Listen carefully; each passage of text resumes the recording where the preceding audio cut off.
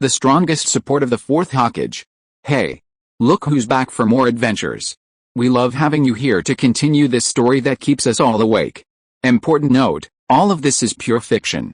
So don't try any techniques you hear here in real life, your neighbor might call the cops. This amazing novel and all its rights belong to the original author.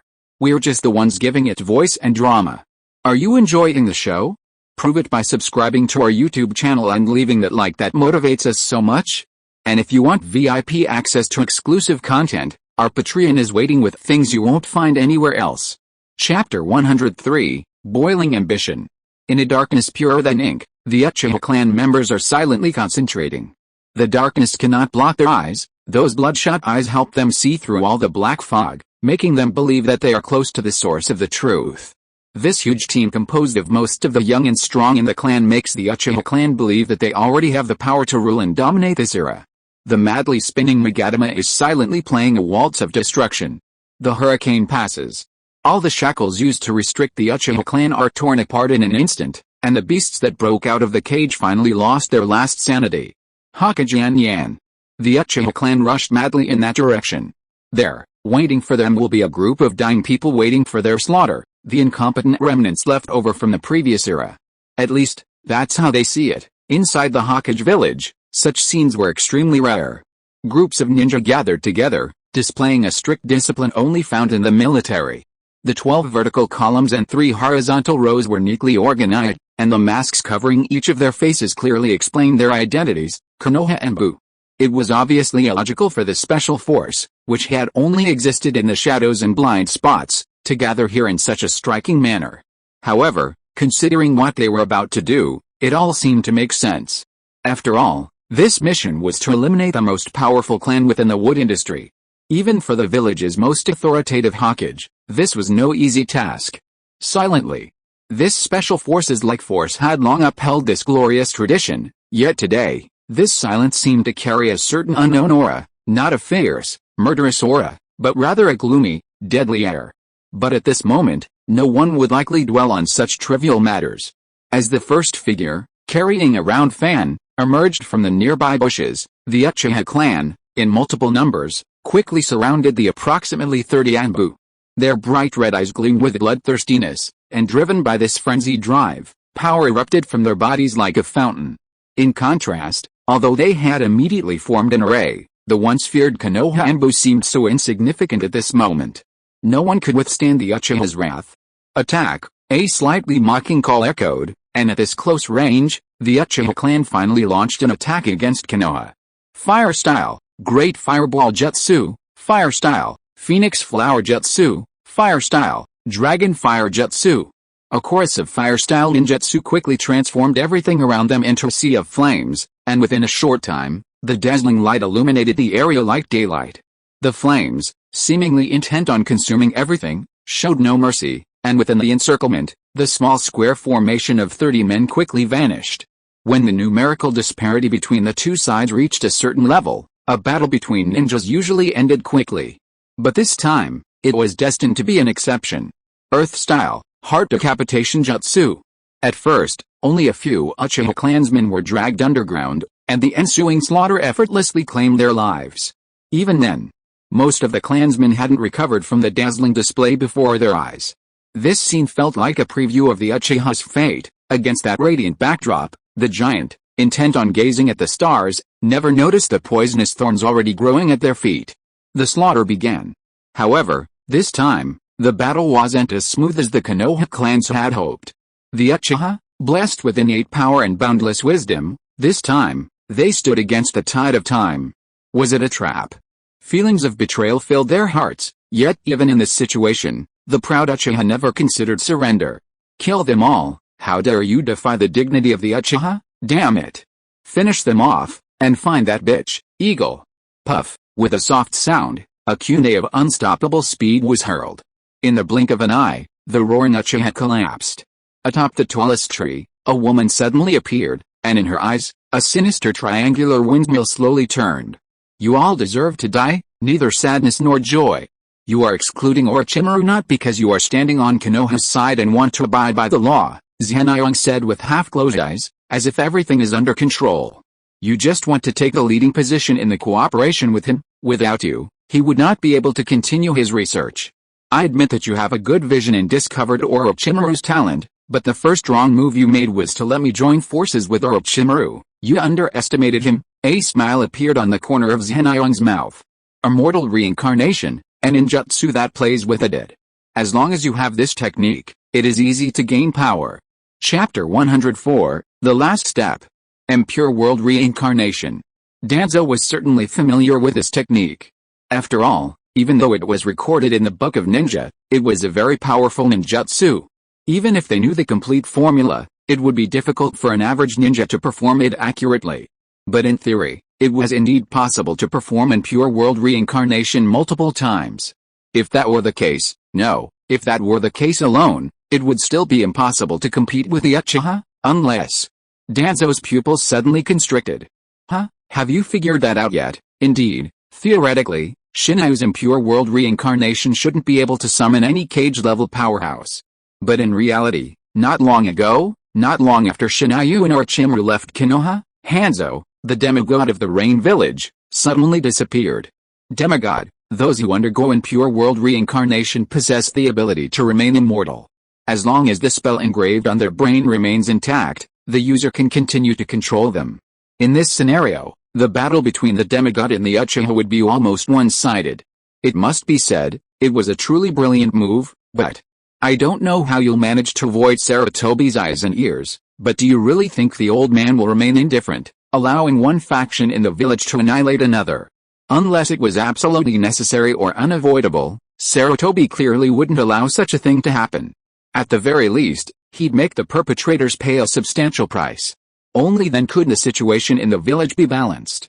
While Hatake Tsukumo, the White Fang of Konoha, was already renowned, Danzo was well aware that Sarutobi wasn't yet the younger Tsukumo. This was why, despite possessing the power of most of Konoha's Jonin, he had never considered the position of Hokage. If you only have a cage-level warrior, how are you going to deal with Sarutobi? No, Shinryong interrupted Danzo. In the conversation between the old and the young, he rarely mastered the rhythm. You underestimated more than just Orochimaru. He exerted force with both arms, and the special handcuffs used to restrain Shinryong quickly shattered. After regaining his freedom, Shinryong immediately knelt on one knee. Wood release, tree realm is coming. Now, I'm going to take the last step. Atop the tallest tree, a woman suddenly appeared, and within her pupils, ominous triangular windmills slowly whirled. You all deserve to die, neither sadness nor joy. Once, in the eyes of the Uchiha clan, Uchiha was merely a pawn to be sacrificed for the family's benefit. This crucial piece, perfectly placed at the right time, brought the Uchiha clan one step closer to their dream. And only today did they realize they were wrong. Kagami wasn't so old as to be incompetent. The Uchiha, whom he spoke of as surpassing himself, truly possessed formidable power. That Sharingan, never before seen by anyone, only a few learned souls had read of it in their own texts. This was the Uchiha clan's Sharingan, its ultimate form, the Mangekyo Sharingan. The vast increase in speed and strength, the immense enhancement of dynamic vision, the mastery of and resistance to illusions, and even some even more mysterious powers. For example, the ominous black flames that still stand out against the sea of crimson flames. The power that seems to consume even the very fire itself, suddenly changes color. Amaterasu. This is a taijutsu that exists only in legends. This is also the power that the Uchiha once prided themselves on. But now, this terror, this power, has been inflicted upon the Uchiha themselves. 36 reincarnated puppets, even including Hanzo, a cage. Add to that the eagle, who can wield the Mangekyo Sharingan.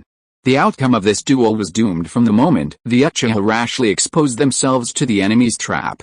It was a bloody massacre. But the Uchiha's terror wasn't over yet. Beneath the massive statue of the Hokage, countless massive trees appeared out of thin air, engulfing the battlefield in the blink of an eye. Though these simple wooden thorns shouldn't have posed any threat to the Uchiha, in the panic, these sudden appearances still claimed many lives. This was wood release. For the Uchiha, once conquered by the Shodame's sheer force, this terrifying technique was all too familiar. Senju Shinryu. Has this evil star arrived on the battlefield too? When heaven wishes to destroy a person, it first drives him mad. After experiencing the ultimate madness, The feeling of despair began to spread among the Uchiha for the first time. Chapter 105, Please Enlighten Me. The appearance of wood release finally brought this dance of destruction to a climax. The Uchiha clan finally began to panic. Faced with a cage-level powerhouse, the Uchiha clan, with their numerous Chunin, might have been able to carve a bloody path and escape if they could unite their forces. But with the appearance of the first escapee, the vast Uchiha clan finally met its end. From the chaotic days of the ninja wars until tonight, the clan possessing the sage's eye had achieved countless glories. But this glorious history was doomed to end today. Crushed by an enemy destined for lifelong foes, crushed by the arrogance and foolishness that had instilled this gift from the moment they acquired it. An ominous black flame filled the battlefield, and in even darker corners, salamanders, spreading deadly poison, harvested the lives of the Uchiha clan with equally terrifying efficiency. Flame and destruction. A tragic and heroic death, but hardly a heroic one, the dividing line of power transition. Judging that the Sandaime would definitely be able to suppress the Uchiha rebellion, you chose without hesitation to withdraw all the power of the root. There was a hint of playfulness in Zenion's tone, as if this game between the old and the young was not a cruel struggle concerning the succession of power in Konoha and the lives of hundreds of ninjas, but just an after-dinner game. In other words, after Sarutobi expended a certain amount of power to suppress the Uchiha rebellion, the gap between the root and the Hokage will be pulled back to the most recent level in history. In a sense, considering the age of the Sandaime and the subsequent developments, the root will sooner or later gain the upper hand. So, what I have to do now is just to help you protect the root here. That's right, the so-called advent of the tree world was not at all to kill the Uchiha clan who were dueling in front of Yan Yan. Maybe it had some deterrent effect, but in fact, from beginning to end, it was just to keep Danzo, the biggest uncertainty factor in this duel, here. Single-handedly fighting against all the root elites, including Danzo, would be impossible even for Shinayu, who was proficient in wood release. However, at the root headquarters, this impossible situation became possible. A major feature of wood release is its ability to directly absorb the chakra of trapped enemies. This is the fundamental reason why the First Hokage was able to restrain multiple-tailed beasts. After all, if they were to engage in an endless battle with a monster like the Nine Tails, it would be impossible to subdue it. And on such a battlefield, there would be no time to set up a strong enough ceiling barrier. If they wanted to fight against all the root elites at the same time, relying solely on their own chakra would obviously be a drop in the bucket.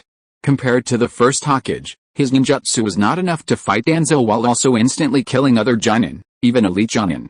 Once they got into a chakra battle, it would undoubtedly mean Shinayu's failure. But at the root, this was an exception.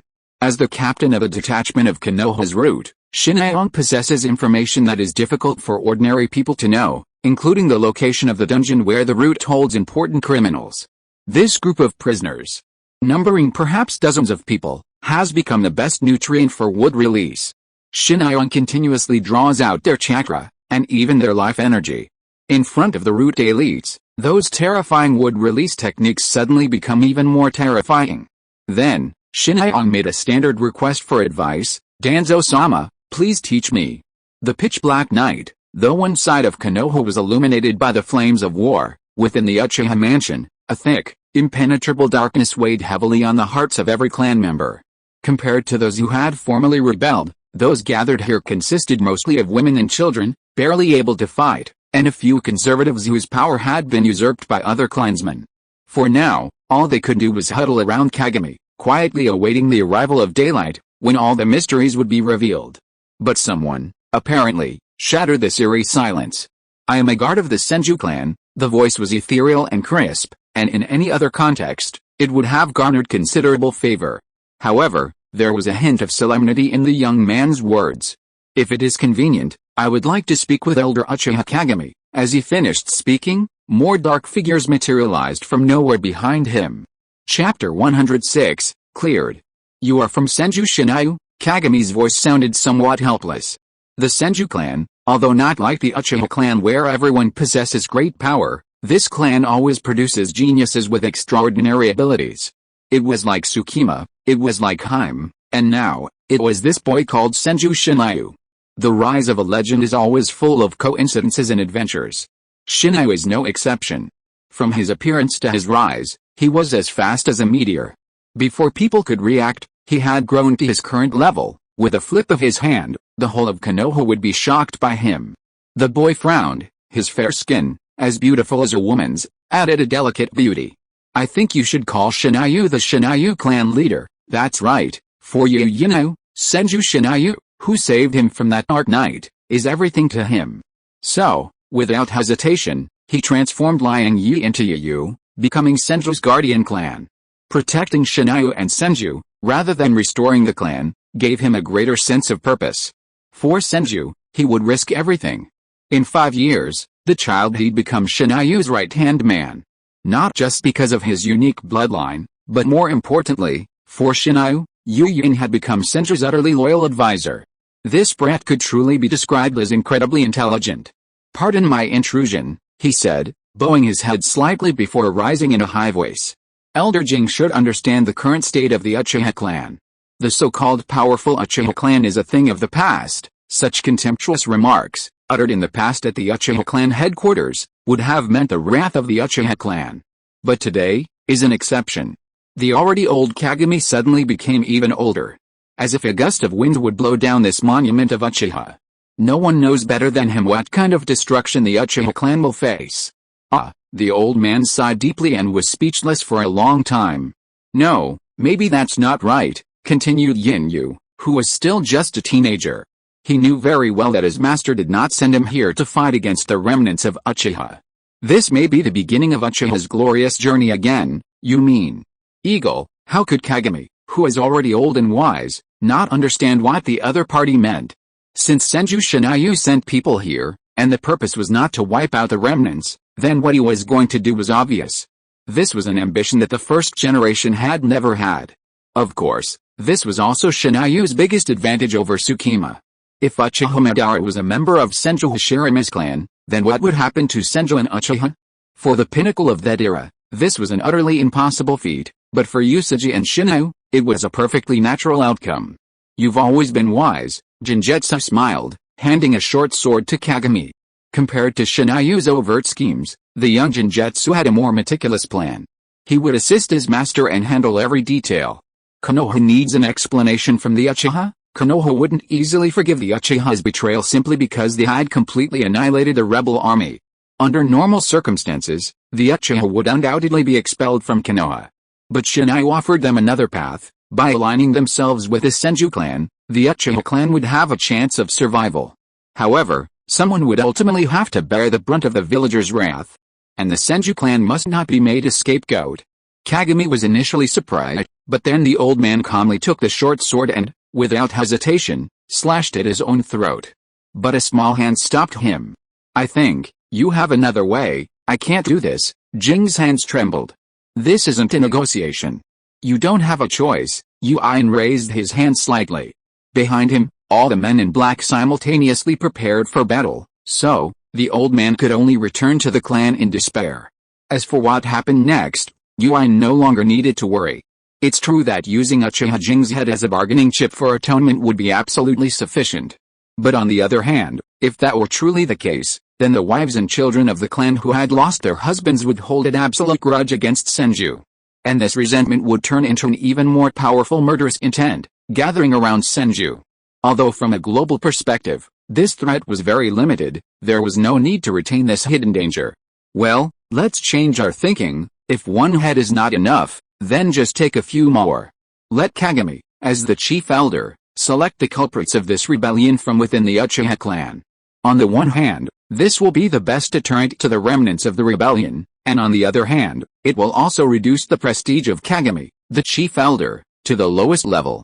This will be very beneficial for the mistress, Wallace, to establish absolute rule within the Uchiha clan in the future. And about half an hour later, the alert Sandame had already rushed over from the tragic battlefield in front of Yan Yan with the Anbu, and under the greeting of the leaders headed by Minato and Wallace, the rebellion that had not yet officially begun had been eliminated. So far, Uchiha finally completed its painful transformation, and on the other side, the game between Shinayu and Danzo was about to come to an end. Chapter 107, Playing Off. Well, Shinayu said with a standard request for advice. Danzo-sama, please teach me. What the hell did I say? He used his palms to unleash his ultimate move in a very cool way, But this wasn't a battlefield filled with minions. Shinai was facing an army of nearly 100, the vast majority of them Jonin. Just maintaining a stalemate was already a struggle, and he had to trap them all? This was simply wishful thinking. Right now, all Shinai could do was try to buy time for Ibi and the others. As long as they dealt with the Uchiha, the rest would be a piece of cake. But, although Shinai still wore a confident smile, his chakra was already dropping to freezing point. His biggest problem wasn't those ferocious Jonin, but the old man before him who had always been his immediate superior. Shimura Danzo. Oh my god. Grandpa, please don't do anything. I can barely even squat.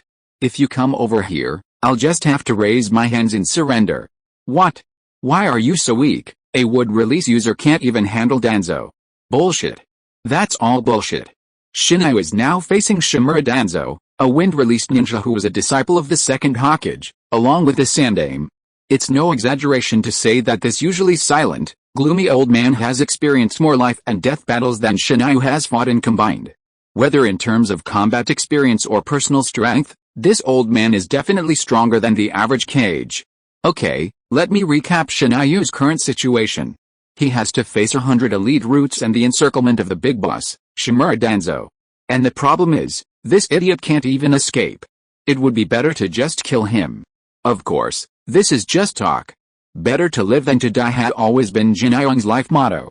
Ahem, in short, all Jinayong could do now was smile and pretend to be brave, while cold sweat streamed down the back of his head. Don't come over here. Don't come over here. The eerie silence didn't last long. Danzo stood up from the wooden chair directly across from Jinayong.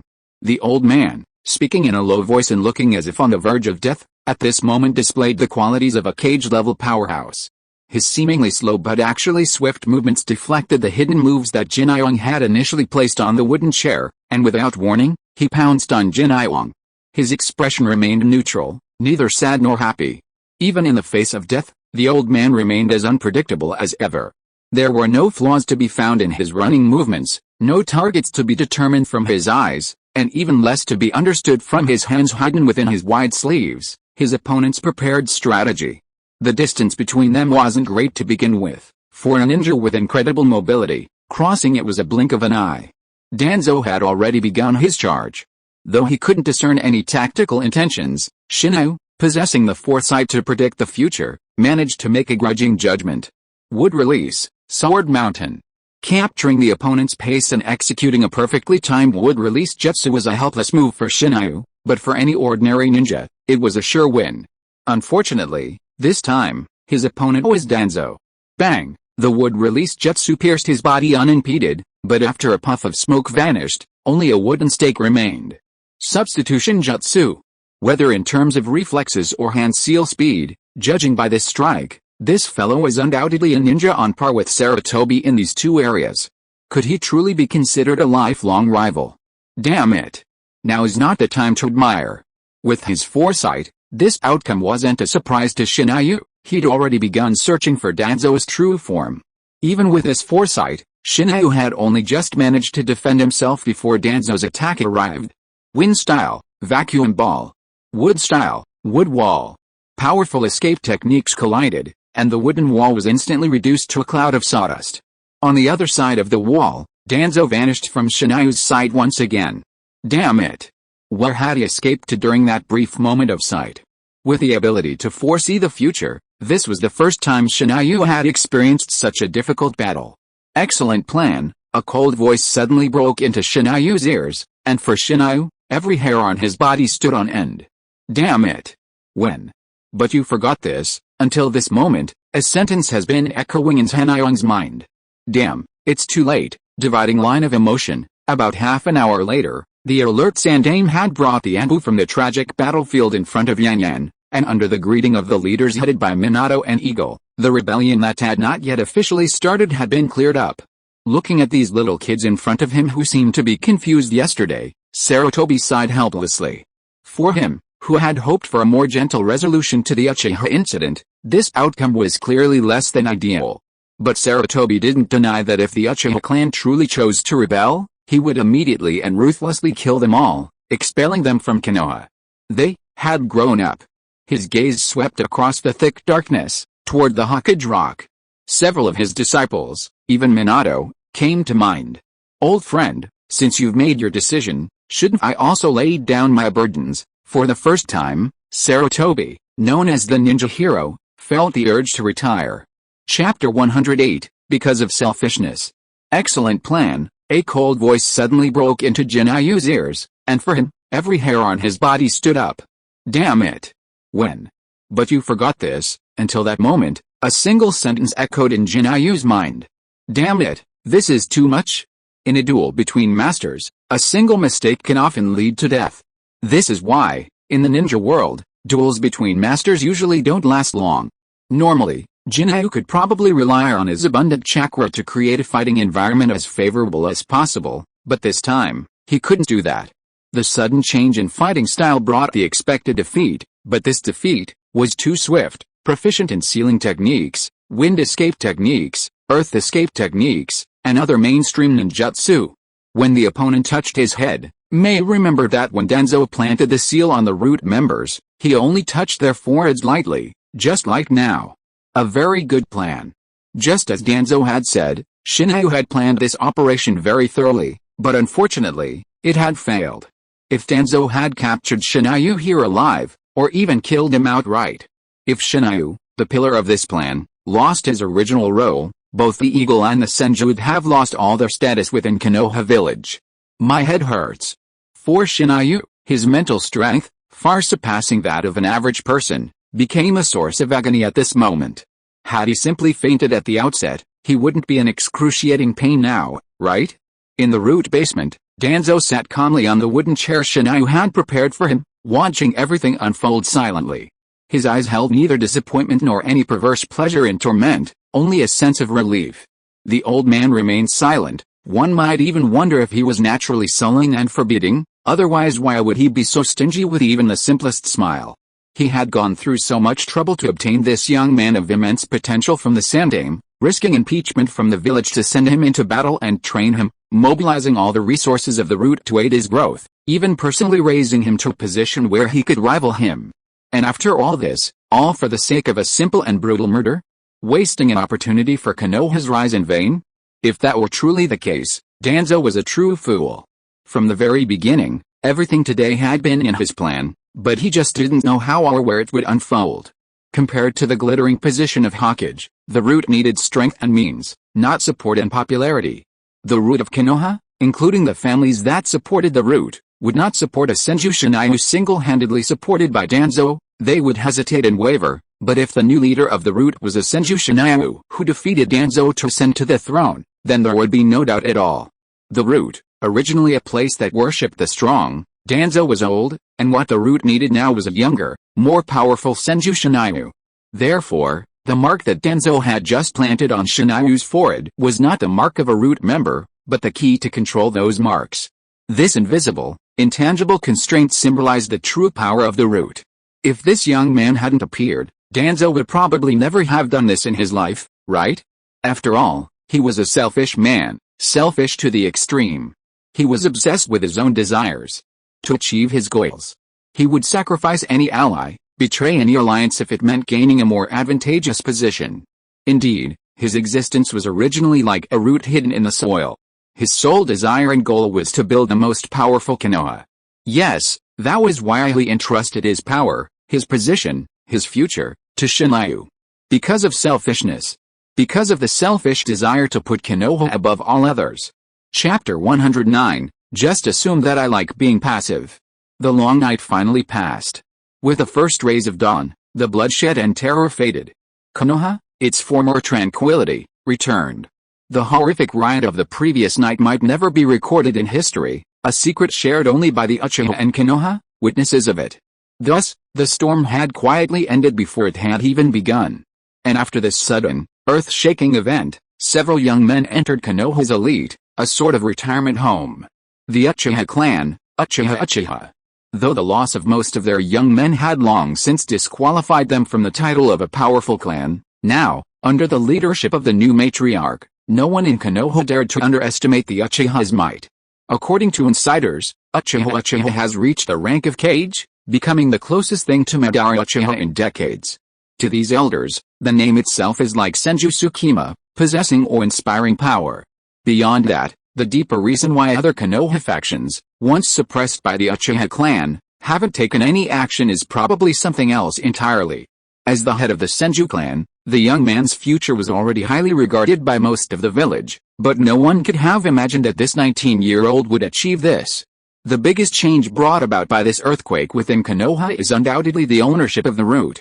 Danzo, who had ruled the root for over a decade, was dethroned. The root, considered Konoha's most stable force, had its leader replaced overnight. This time, that cynical young man sat beside the third demon Sarutobi.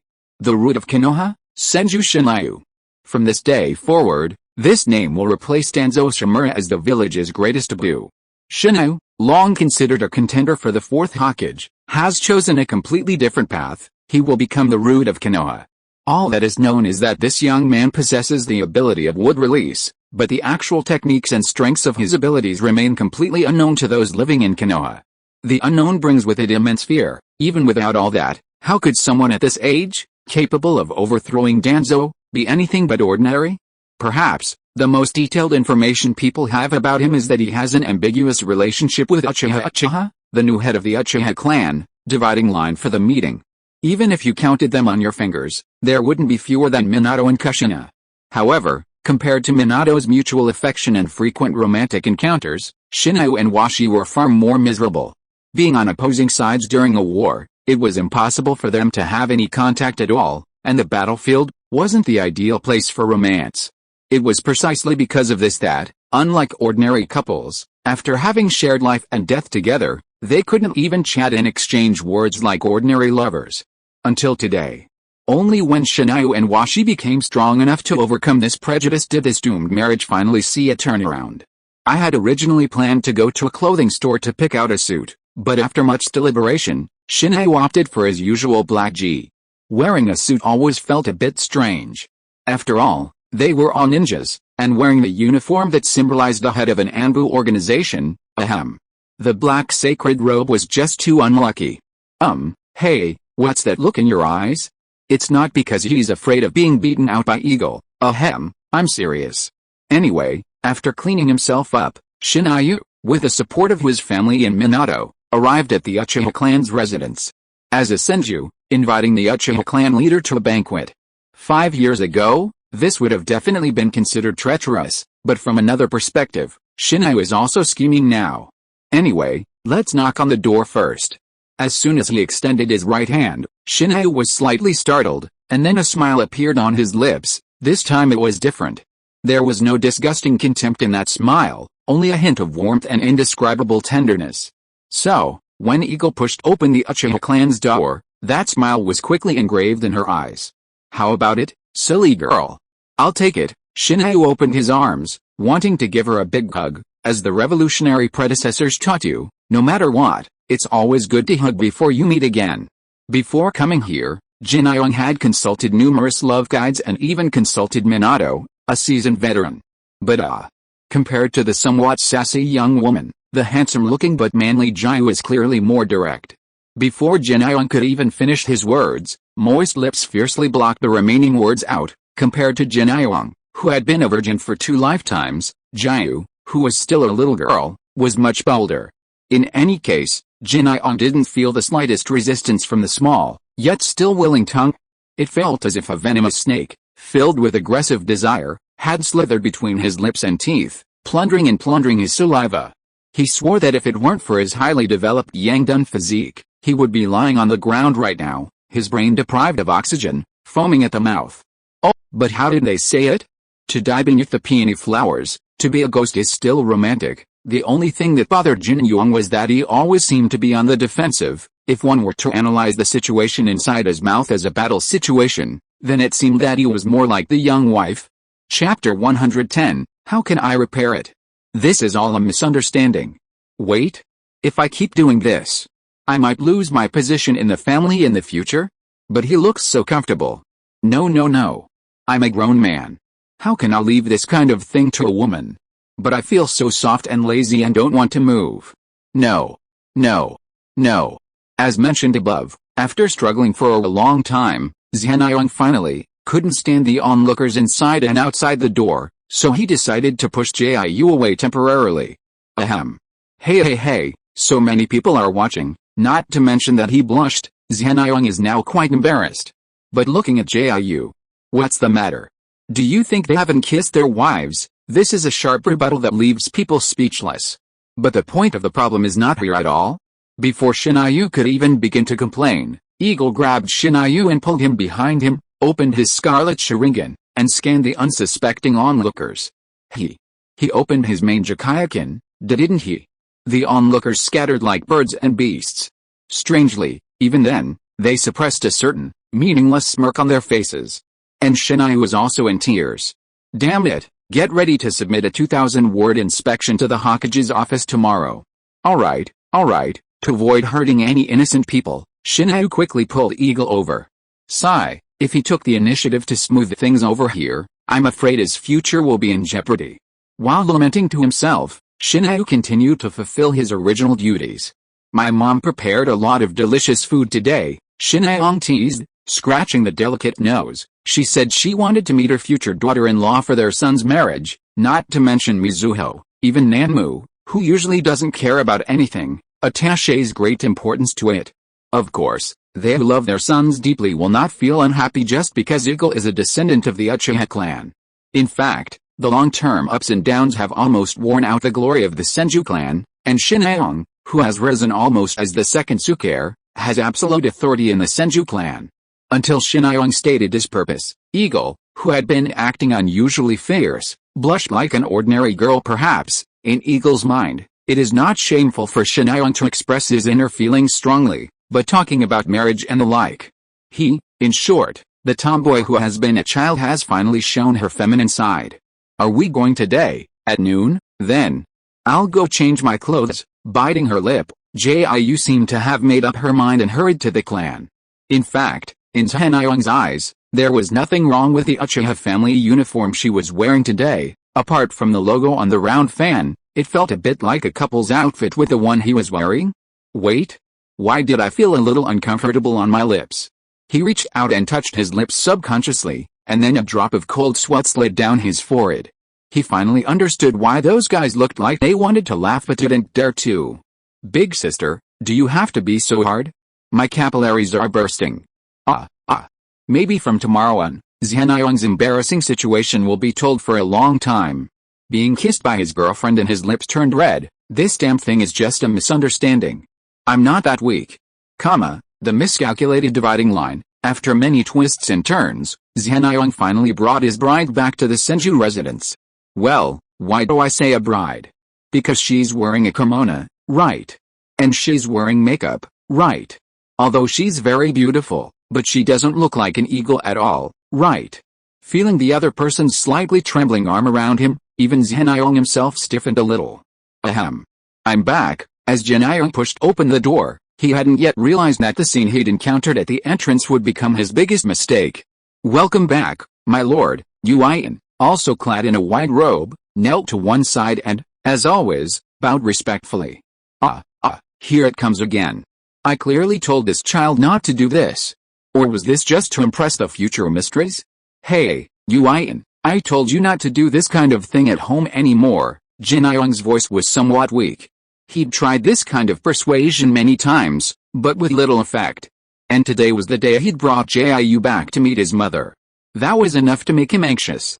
Yes, in his distress and anguish, he hadn't noticed that Jiu, who had been holding him, had quietly darkened, and two cold hands had quietly placed themselves on his cheeks.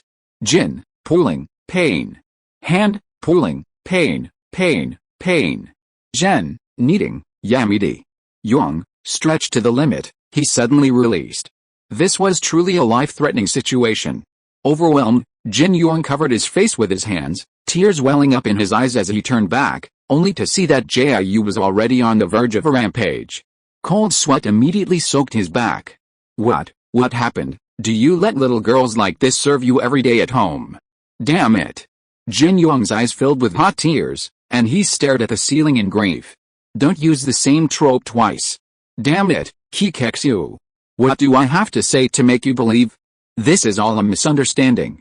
If you are listening to this novel on a channel other than Fanfic World, it means it was downloaded and re-uploaded without effort. We warmly invite you to visit our channel, Fanfic World. There you will find the original version of this story and many other novels of various genres. We look forward to seeing you dive into a world of incredible novels. Chapter 111, Important Person. It seemed like the scene had jumped in the same way last time. Of course, the difference was that Shinayu's cheeks were swollen, making it difficult for him to speak clearly. Who knows if this was the result of wood release treatment? Oh my god, he's not really disfigured, is he? Ahem.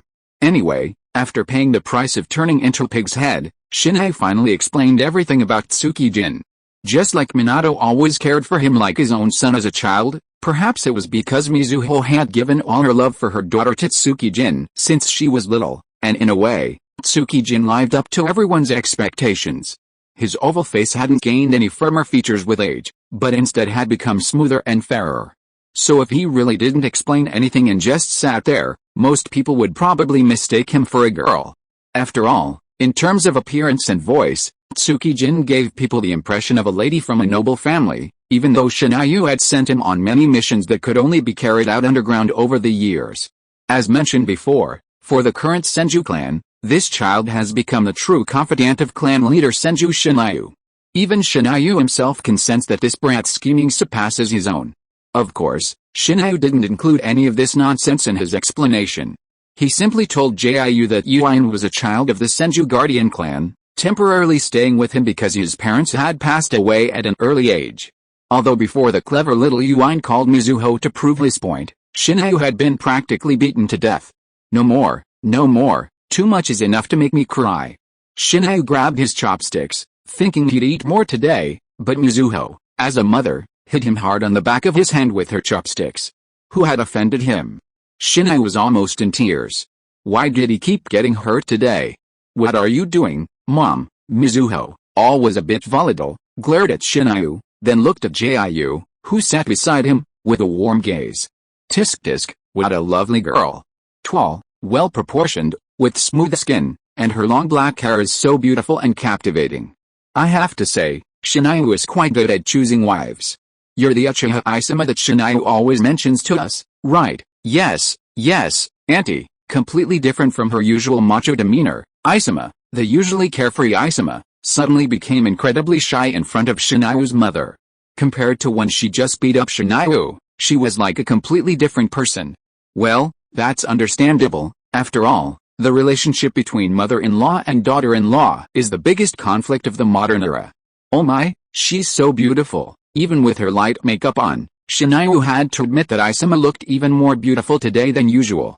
But don't blame me for being nosy, Mizuho said, smiling as she placed a portion of her specialty dish in Isama's bowl. When are you getting married? The dividing line of office hours. Sadly, most of these decisions had the power to directly alter the landscape of the ninja world. Of course, if that wasn't enough to drive Shinayu's brain cells completely bonkers, the direct conflict within the village between the Hokage and the Root would absolutely drive him crazy. He finally understood why the Sandaime and Danzo had made such limited progress in power since ascending to high positions, leading to one being ultimately slain by his own protege and the other having a ton of tangible implants transplanted into him. Training someone capable of sharing their burdens had become a top priority. After all, Yuan was still too young. And at this crucial moment, an unexpected pawn had once again arrived on Konoha's soil. The Root reported that Tsunade Senju had just returned to the village, and she'd headed straight for them. For Shinayu, this was definitely not a good thing. While the Sandaime and he had no direct conflict, and even shared a hidden bond as master and mentor, their respective positions meant that there was little room for maneuver within the village, a major problem in the shift from a three-way balance of power to a two-way balance of power. And just when Shinayu was struggling to gain a firm foothold, Tsunade, one of the three ninjas, had returned. Even though she bore the Senju name, she was no pawn for Shinayu. Shinayu remembered her not having been present during the Third Shinobi World War, and she was probably already suffering from hemophobia. So why had she returned at this moment? Or had his actions, this little butterfly, finally begun to change the course of history? Shinayu felt a headache. He rubbed his brow. Sitting in the basement, he could feel the pressure suffocating him, He knew full well that this pressure came from the frail old man still hiding in a small corner. That terrifying figure who single-handedly manipulated the 5 Hokage into his grasp was truly unsettling him, especially on the night of the Uchiha Rebellion, when Kagami had secretly sent some of his clan members out of Konoha. While it seemed like a precautionary measure at the time, for Shinayu, it became the very scenario Madara desired. He shook his head fiercely. No, these things were too far off. Better to deal with the present. Go and invite Princess Tsunade. He commanded the shadow beside him, and soon, the basement door opened. Shinayu, who had just been scowling, quickly put on a standard smile, much like Danzo's signature deadpan expression, a formulaic expression completely detached from psychological fluctuations. Welcome back, Princess Tsunade, he sat there, calm and composed. Jiraiya probably never imagined that his young apprentice back then could now rival that old man, although they were of the same clan. Shinayu and Tsunade had limited communication. This was their most formal meeting yet. I won't waste any more time, I'm here to request a person, huh? Chapter 112, Profit Seeking.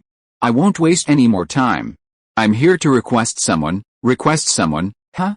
Honestly, Shinayu had considered many possibilities, but this one was truly unexpected. But it didn't matter. His expression remained unchanged, and he simply crossed his arms in front of him. You're kind. So, who do you need, Kato Shizune? If Tsunade hadn't mentioned it, Shinayu would have almost forgotten about this extra. Indeed, this Konoha Chunin, who served as Tsunade's deputy throughout the original story, had always been diligent in her duties, but aside from taking care of Tsunade's daily needs, it seemed she had little else to offer. Her combat prowess and medical ninjutsu seemed only half-baked. So, what on earth was Tsunade seeking her out for? Shinayu pondered for a moment, and his answer was naturally hesitant. She's Dan's sister, so that's how it is. Perhaps Shinayu's previous thinking was a little too complicated. Even if the Sandaime wanted to split profits with him, he wouldn't have chosen such a circuitous strategy. Sarutobi wasn't a conspirator, and he had no ambitions to swallow up the root entirely after Shinayu took over. It could be said that what he was doing now was simply laying a better foundation for the next Hokage. Shinayu chuckled inwardly. If this was Danzo's instruction, then there was definitely some grand conspiracy. Was he subconsciously overthinking it? Well, I don't think this is a problem. However, the other party is a Konoha ninja. Princess Tsunade, wouldn't it be more appropriate for you to go directly to your teacher? While Shinayu now undoubtedly had the power to assign long-term missions outside the village to any Chunin, that was only done in secret. As the Sandaime's direct disciple, why not go directly to Sarutobi to resolve this matter? Shinayu didn't believe that, in the eyes of the other party, he, a fellow clan member, would be easier to talk to than Sarutobi. No, this time is a little special. Tsunade shook her head helplessly. Kato Shizune's ninja affiliation isn't among the ordinary Konoha ninjas. She belongs to the root? The root? That's absolutely impossible. Shinayu knew every one of his subordinates by heart. The most convincing evidence was that the talisman planted didn't include any members of the Kato family. No, wait. It seems there is, but that person's name seems to be Kato Hain. That makes sense. In reality, for an organization as vast as the Root, it's certainly impossible to have only 100 or so elite members at the headquarters. They're called elite because the Root has an even larger outreach. They're spread across every corner of their own village, even infiltrating enemy villages. In a sense, they're the Root size, and for safety's sake, this kind of cooperation is usually one way. Not even they themselves know they're part of such a vast organization, let alone the identities of those they contact, or who they're working for. If Kato Hain is a Root combatant, then the existence of young Shizune as an outreach seems unacceptable. Of course, in this situation, only Shinai, as the head of the Root, is best suited to mobilize his pawns. But it seems, a large portion of the Root's hidden pawns are under the Hokage's surveillance. Okay, I understand. Shinai's expression remained the same, that formulaic smile never wavering. Don't worry. I'll send someone to your house tomorrow. The dividing line of interests. Tsunade's arrival did not bring any new trouble to Zhenaiong. On the contrary, he gave Zhenaiong a reminder. Kato. Originally, Shinai's only memory of this family would likely have been the damned Kato-dan. But since accepting the Root, certain families that only briefly appeared in the original story have gradually become part of his business, like the Hatake, like the Kato. Compared to the Hotake, with Kakashi still holding the fort, the Kato family has virtually vanished from the storyline. Yet, this very family actually has inextricable ties to Konoha's largest shareholder, the daimyo of the Land of Fire. In fact, during the chaotic ninja wars, the Kato clan had once served as guards for a Fireland daimyo. And then, when the shogun established a Konoha ninja village, the Kato clan, once guards of the Fireland, suddenly joined Konoha. This was an almost obvious maneuver. For the then daimyo of fire, it was a pawn planted within Konoha. However, it's clear that despite its exceptional strength, this chess piece, under the influence of the powerful first and second generations, hasn't been able to fully realize its potential. Today, it's almost completely become a part of Konoha. Perhaps the Fire Nation has already given up on this ineffective chess piece. But for Shinayu, it's definitely a resource that can be utilized. Does Night Crow have a mission now? Night Crow is Kato-Yu's codename. No, Master Shinayu, send him over immediately. Shinayu's smile widened. I have something to discuss with him. Chapter 113, Not an Ordinary Guy. Why did he engage in such a confrontational move against Sarutobi? Logically, after ensuring Waki's safety, there was no need for Shinayu to do such a thing, but in reality, that wasn't the case. Power, once possessed, can never be lost. This isn't just about greed. In many ways, losing that protection leaves you in a far worse position than before you gained it. So, for Shinayu, his mission isn't simply to maintain the status quo, he has greater ambitions. Minato. Indeed, having already decided to head the route, Shinayu has no reason to compete for the Fourth Hokage position. In his view, Danzo's only mistake was his obsession with the position of Hokage. Overt actions are difficult, but covert ones are easy. Even during his time with Sarutobi, Danzo still exerted a tremendous influence on the trajectory of Konoha and the entire ninja world. In Shinayu's view, there was no need for him to step into the spotlight. However, Shinayu undoubtedly acknowledged that holding both the Hokage and root positions would indeed better lead Konoha into the future. Then, as a second-best option, what if he had a Hokage who would stand by him through thick and thin? That's right, for Minato and Shinayu, there's no question of who uses whom, or who restrains whom. Compared to Danzo and Sarutobi, perhaps they are a more suitable combination. So, in addition to the pursuit of strength, Shinayu began to reach out for more complicated things. He wanted Minato to become Hokage without any surprises, instead of relying solely on the power of the original plot. And to achieve this, he must have absolute say within Konoha. However, according to the current situation, although Shinayu has tried his best to achieve zero loss in the power transfer of the root, in fact, the invisible loss of power is still inevitable. On the one hand is the powerful and experienced third-generation Sarutobi, and on the other hand is the fledgling Senju Shinayu. This simple choice question has caused a large part of the family to realign.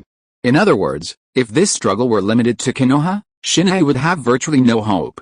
The best outcome would be becoming the next Uchiha who wouldn't rebel. This is the difference between Sarutobi and Danzo. Compared to Danzo, who excelled at plotting, Sarutobi possessed a terrifyingly broad perspective. His open and honest tactics were irresistible to Shinayu, and even to the former Danzo. This was also the real reason why Danzo, despite repeatedly gaining the upper hand in local battles, had been unable to defeat Sarutobi. After decades of development, Sarutobi's Hokage lineage had become as solid as a rock. So, let's simply change our approach. Shinayu sat quietly in the basement, waiting. The chess pieces had been distributed, and Shinayu was powerless to turn the tide with only these. So, all he had to do now was to pull a new piece from the box. Come in. His smile remained unchanged. Shinayu had gradually grown accustomed to his current position as the head of Konoha's root. Sitting in the position that once belonged to Danzo, he began to understand why the old man had committed so many heinous crimes. Yes, a simple and powerful answer. For Shinayu, this was the best part of the root. Night Crow. Tisk, tisk, how long have you been using that code name? Shinayu spoke calmly, his eyes slightly closed. The smile on his lips remained, but his words were devoid of any trace of laughter. That calmness was frightening, fearful of the head of Konoha's most cruel agency. But for you, he had long since grown accustomed to it. This is a title bestowed upon him by Danzo-sama himself. Oh, Shinayu opened his eyes, his pupils narrowing slightly. He began to realize that he had underestimated this fellow. His perception was cranked to its maximum, And Shinayong began to use his increasingly terrifying perception to gather all the information about this fellow. And then, he actually made a shocking discovery. HMPH, a low, muffled groan escaped, and a massive tree suddenly appeared, tearing the fellow kneeling before it into pieces in the blink of an eye. However, there was no bloodshed. The remaining body looked more like a puppet. Although he should have considered this possibility upon learning the other party's surname was Kato, and that he was an elite Chunin, Shinai had never considered that anyone other than Dan could use this technique, which could almost be called a bug. Having mastered the Yang release technique, his terrifying perception abilities no longer limited to the simple five senses. Shinai could already vaguely detect matters at the soul level. This Kato Hain before him was clearly not a normal human. And this feeling was no stranger to Shinai. Shinai had sensed this strange fluctuation before, when hunting Hanzo. So, did that old man Danzo already know about the impure world reincarnation? No, that wasn't right. On the night he revealed everything, he had indeed seen surprise in Danzo's eyes, which meant that he shouldn't have known about it. Then why? The more he thought about it, the more mysterious he felt about Kato Hain. But it didn't matter. If he didn't understand, he could just ask, though the method might be a bit rough. Would release, wanna. The ground cracked open, and soon, a tightly tied guy emerged from the huge trees. There was a hint of disdain in Shinayong's smile. Playing these little tricks in front of him, while the real one just watched coldly.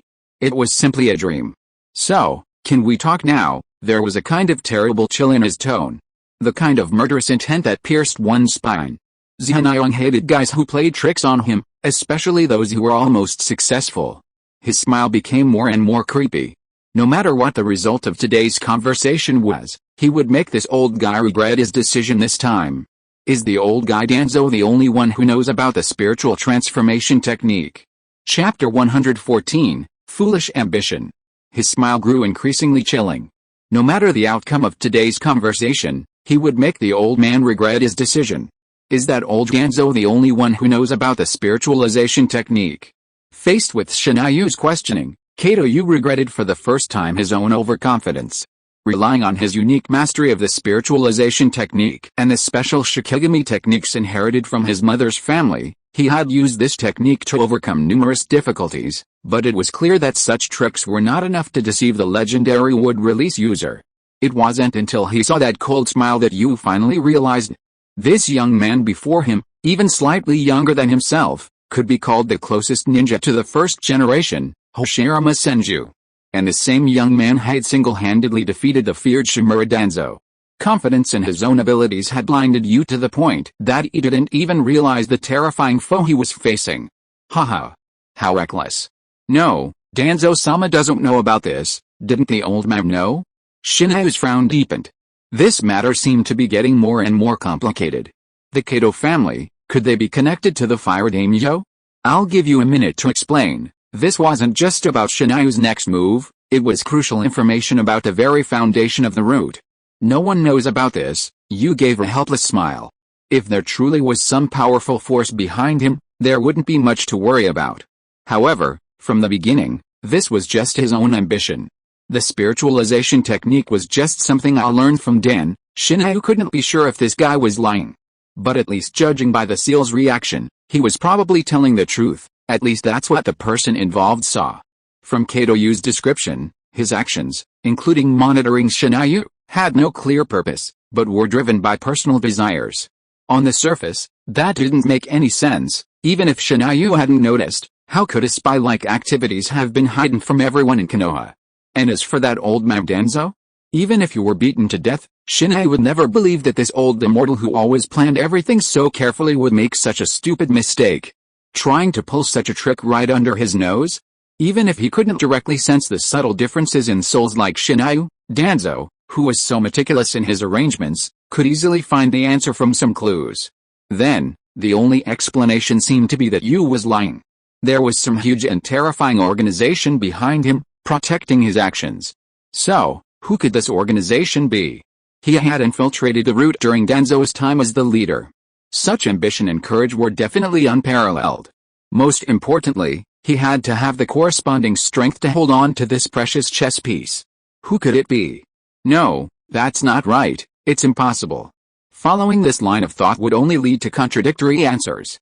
There was no such force within Konoha village that met all the requirements.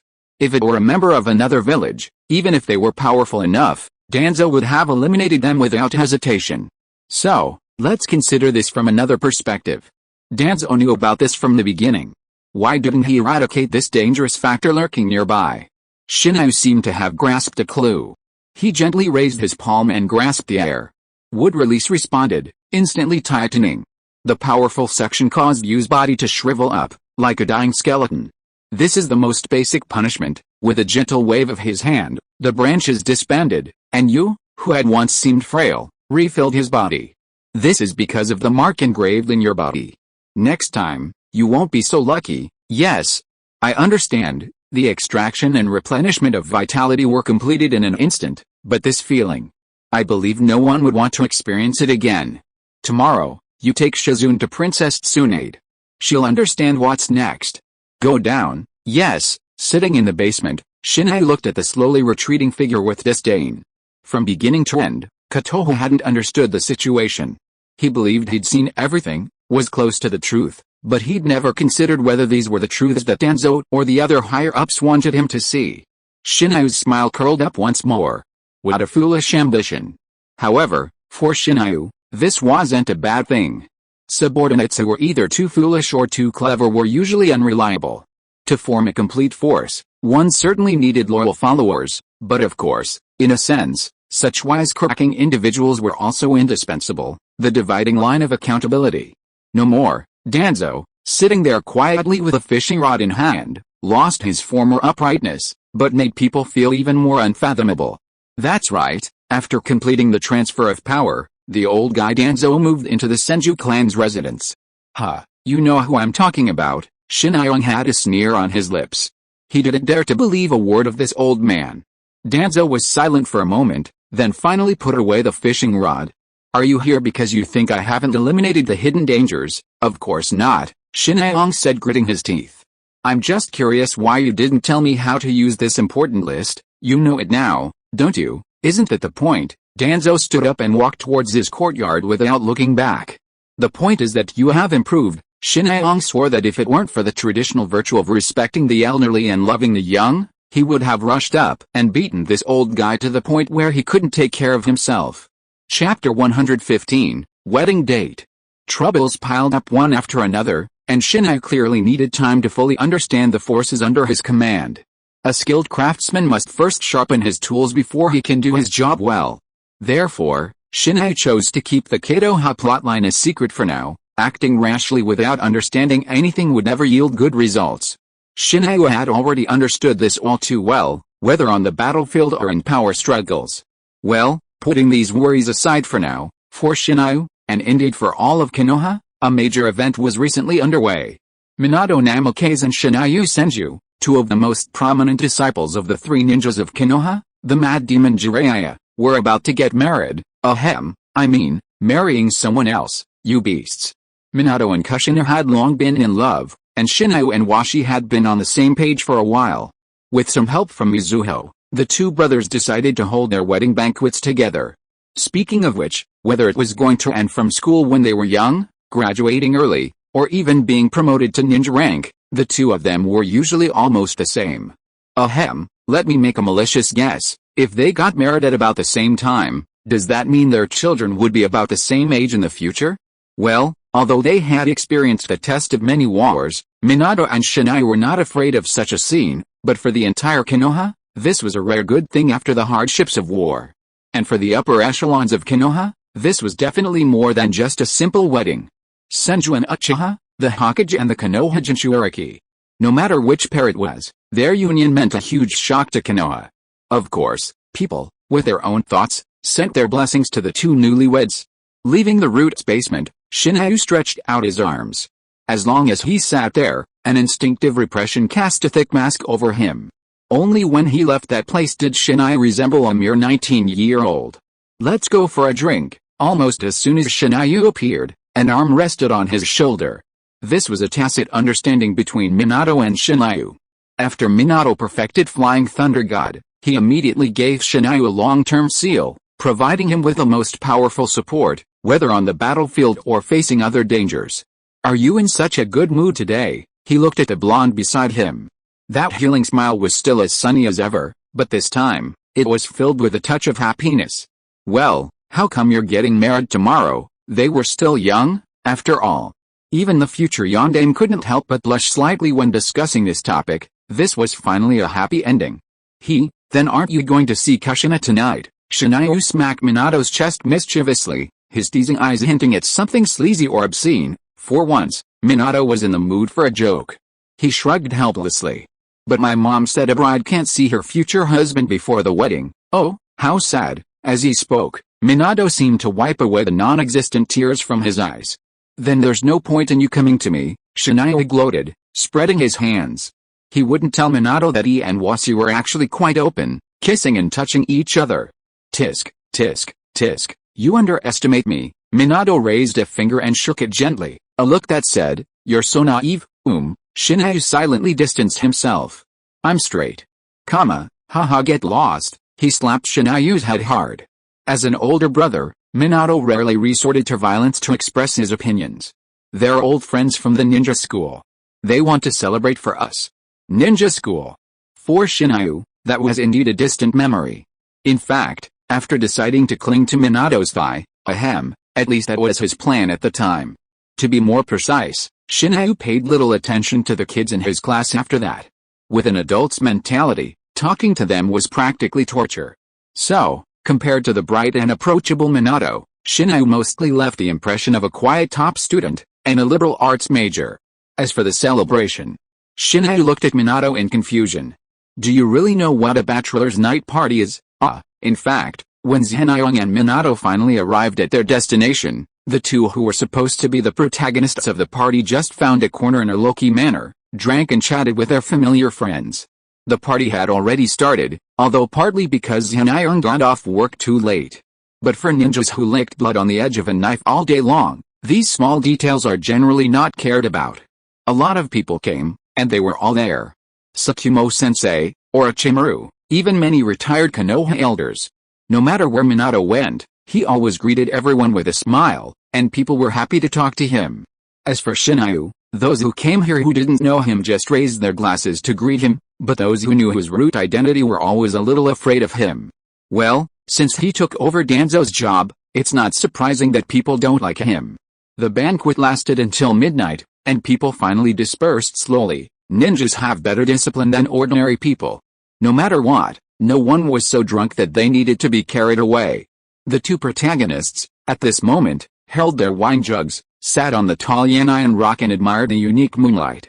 When was the last time we enjoyed the moon like this? Slightly tipsy from drinking, Minato and Shinayu sat there lazily, back to back. Probably when we were kids, enjoying the cool breeze that passed through his throat. Shinayu smiled sweetly. You always copied my homework back then, haha. Didn't I help you pass the practical class? Minato stretched out his right hand holding the wine jug, and Shinayu behind him seemed to have sensed it and touched it lightly. You will become the pillar of Konoha? Shinayu smiled comfortably. That's not important. Minato shook his head. Then what's important, stupid? He sneered. What's important is how mom will punish us two drunkards tomorrow, huh? Chapter 116, at least be on top. Go ahead, I'll give you 30 seconds. Mizuho, with her long hair loose and her clothes elegantly and gracefully dressed, was holding two kitchen knives, with a dangerous red light in her eyes, as a future mother-in-law. There was no way, although the two grooms were her sons, but when it came to marriage, the nature of motherhood was more inclined towards the two brides who were also women. Whether it was the lively and lovely Kushina, or the noble and sensible, yes, you read that right, compared to her tomboyish style in front of Mayu, Waki was simply a different person in front of Mizuho. In short, Mizuho, the mother-in-law, was extremely satisfied with her two daughters-in-law. Therefore, in the Senju family, not only did there not appear to be any conflicts between mother-in-law and daughter-in-law, but a revolutionary united front was formed early on, pointing their guns at the outside world. From Nanmu to Mayu, even Minato. No one can escape the encirclement of this circle.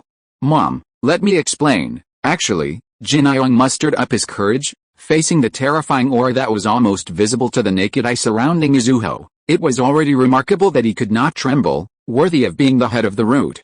Actually, Jinayong stretched out his voice. Actually, it was all because Minato took me to a bachelor party that caused this. I'd rather die than let my friend die. Ahem, as for this, it actually refers to the fact that Jinayong and Minato didn't come back drunk until this morning, sobering up from the night out. As one of the most high-profile weddings in the village, the process was quite complicated, and the groom's late return directly led to the delay of the ceremony. Huh? Minato's gaze shifted slightly, and his hair immediately stood on end. Although she was not his biological mother, Mizuho was no different from his own mother to Minato, who lost his parents at a young age. Actually, Minato also stretched out his voice, and a bad premonition seemed to remind Jinayong. The little son had learned bad habits. Actually, the party was over very quickly, but Jinayong insisted on dragging me out for another drink. Huh? The voice suddenly rose 8 pitches. It turns out that Mom has a talent for opera. Ahem, now is not the time to complain. Mom, let me explain. No need. 30 seconds are up then. The black aura completely disappeared, and what appeared in front of Jinayong was the terrifying smiling face that he was very familiar with. My life is over. Dividing line of the wedding march. The wedding finally went on as normal after a delay of half an hour. Yet, the 2 large lumps hidden behind Shinayu and Minato's smiling faces vividly portrayed the unseen battle. It was truly heartbreaking, tear-jerking, and utterly horrific to watch. And the pain of going through the complex wedding procedures while navigating a hangover headache was unimaginable. At the magnificent banquet, not only did many ordinary Konoha residents come to congratulate them, but even the Third Hokage himself was in attendance. It was clear that the significance of these 2 rising stars to the entire village surpassed even the average person's. The rest of the story was much like Shinayu's usual wedding. The bride had returned to her room early to await her arrival, while the grooms, Shinayu and Minato, endured a barrage of alcohol. Fortunately, as ninja, they naturally had their own way with alcohol. So, unless Shinayu and Minato wanted to get drunk, as happened yesterday, they generally didn't get drunk. Except for the rare exceptions, of course. Ahem, that's not the point. The point is, when Jinayong returned to the bedroom, he was completely sober. They say alcohol makes cowards brave. Having been a virgin for nearly 40 years in his 2 lifetimes combined, Jinayong faced this ultimate test of his life. Honestly, he was still a little nervous. It had nothing to do with emotions, and certainly nothing to do with love. Theoretically, it was simply the intense tension created by habitual instincts when the physiological needs of the id collided with the moral constraints of the superego. Well, simply put, Jinayong was scared. Although he was no stranger to flirting and flirting, when it came to actual combat, ahem, as a virgin, his lack of experience was an irreparable obstacle. He almost inched his way to Jayu's side and slowly sat down. Like a child playing house, Jinayong deliberately tilted his head in the opposite direction, and at the same time, leaning against Jayu's right hand, he slowly placed the cunt. The electric shock gave him a shudder. Only then did he realize the significance of the red veil so common in our great China. Now he didn't dare look back. So, humans are truly strange creatures. Ahem, he cleared his throat, knowing the sound was strange, though, compared to what he was about to say, a couple of coughs was quite plausible. Happy wedding, why didn't he just say give me the red envelope? ? Almost as soon as he said it, Jinayong regretted it. Could this idiot be any funnier? But surprisingly, Jiu didn't get angry. Instead, she burst out laughing. She leaned over and forcefully turned Jinayong's head back, her large, slightly hazy eyes staring at him unblinkingly. Don't come back with a drunken odor in your mouth anymore, she warned sternly, and then her tongue, which had disoriented Jinayong, slipped between his lips. No, wait. Jinayong suddenly remembered something important. But inertia had already carried him back to the bed. No, absolutely not. If this continues, use your waist. Jinayong, already tilted, struggled to turn the position of Eagle and him around. At least they had to be on top. Chapter 117, Because I Changed Jobs. If possible, Jinayong really didn't want to leave the soft big bed, and the soft eagle. Ahem, as a virgin, the energy accumulated over 40 years in past lives and present lives was clearly beyond imagination. After one night, Jinayong was completely transformed. Although the equation of marriage equaling complete transformation is a bit strange, it's the truth. Things in the world are so strange. Well, it's like the eagle's treasures are even more plump when you actually touch them than when you look at them. Ahem, no, my thoughts were strangely confused. Actually, what Jinyoung wanted to say was, compared to using hands, using tongue is more. Ahem. Let's sort it out first. It seems a little chaotic just now. Although Jinyoung admitted that his mind was currently filled with smooth, rosy cheeks, sexy collarbones, towering breasts, a smooth belly, and lush grass, and other restricted images, what he actually wanted to say had nothing to do with any of that. No, it wouldn't be right to say there wasn't any. Well, forget about these trivial matters. Anyway, consider it a kind of sublimation, the experience of a boy, finally growing into a man after weathering hardships. Well, that sounds much better. From today on, as the head of the family, Shinyu has an added responsibility, not just for himself, but also for his wife, and the child who might return to this world at any given moment. Well, if that's the case, we should also carefully consider the use of Konoha, this crucial chess piece. In fact, if that fool hadn't challenged Shinyu's limits with his spirit transformation technique, this matter should have been discussed during their last meeting.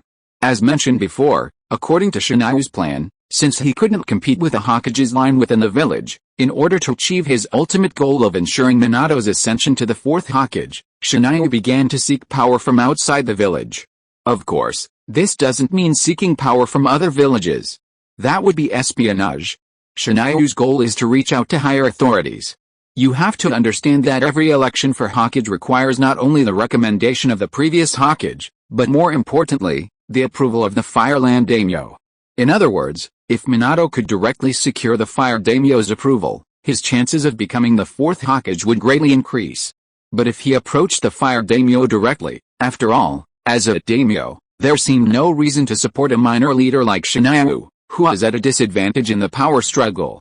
On the other hand, if he used the Kato clan, Konoha's already close daimyo connections, as a springboard to redefine his position within the Fire Daimyo's ranks, his chances of gaining support would naturally be much greater.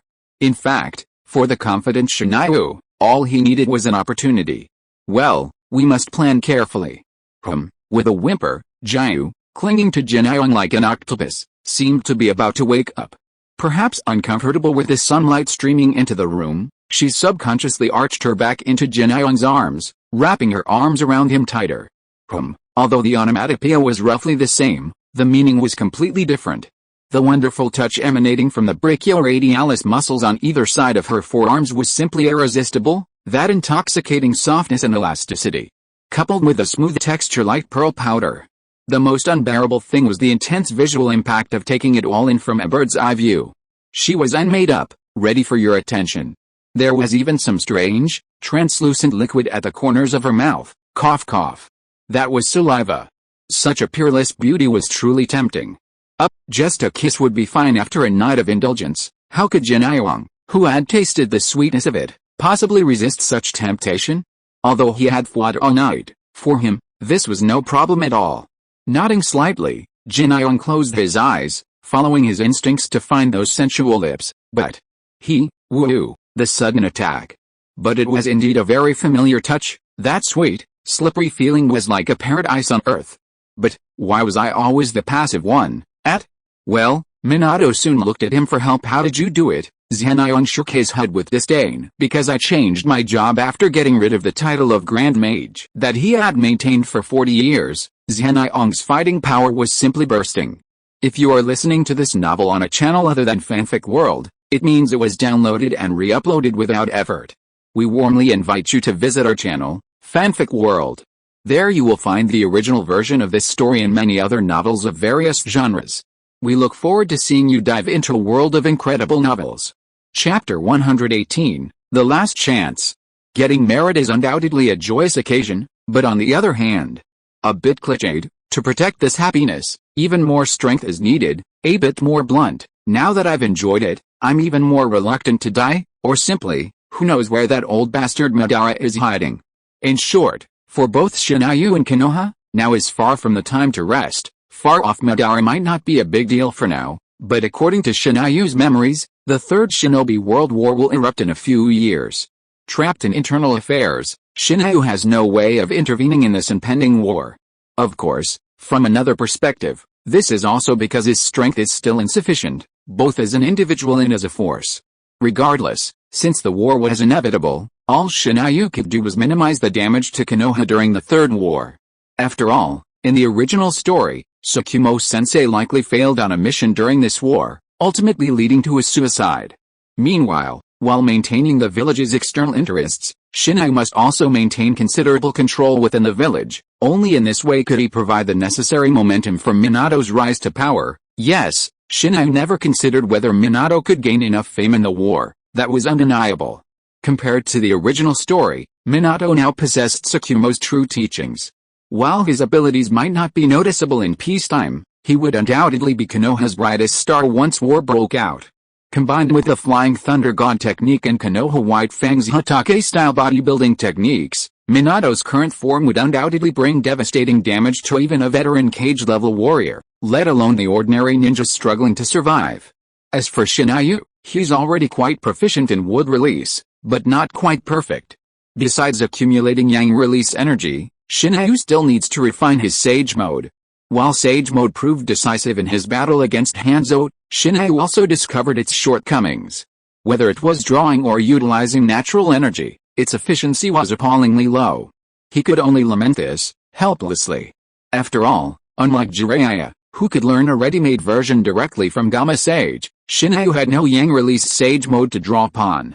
Perhaps the Shogun himself hadn't anticipated that another ninja capable of wood release would emerge from his clan. Furthermore, Shinayu had recently become more obsessed with his other special ability, time. At least in this plane, time seemed more absolute than space.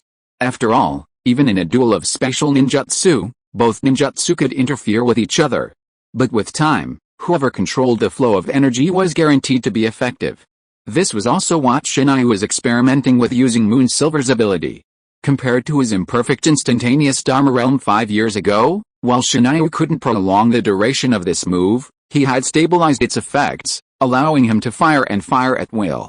While he couldn't claim to be invulnerable, using it on a small scale could sustain him in short bursts of combat.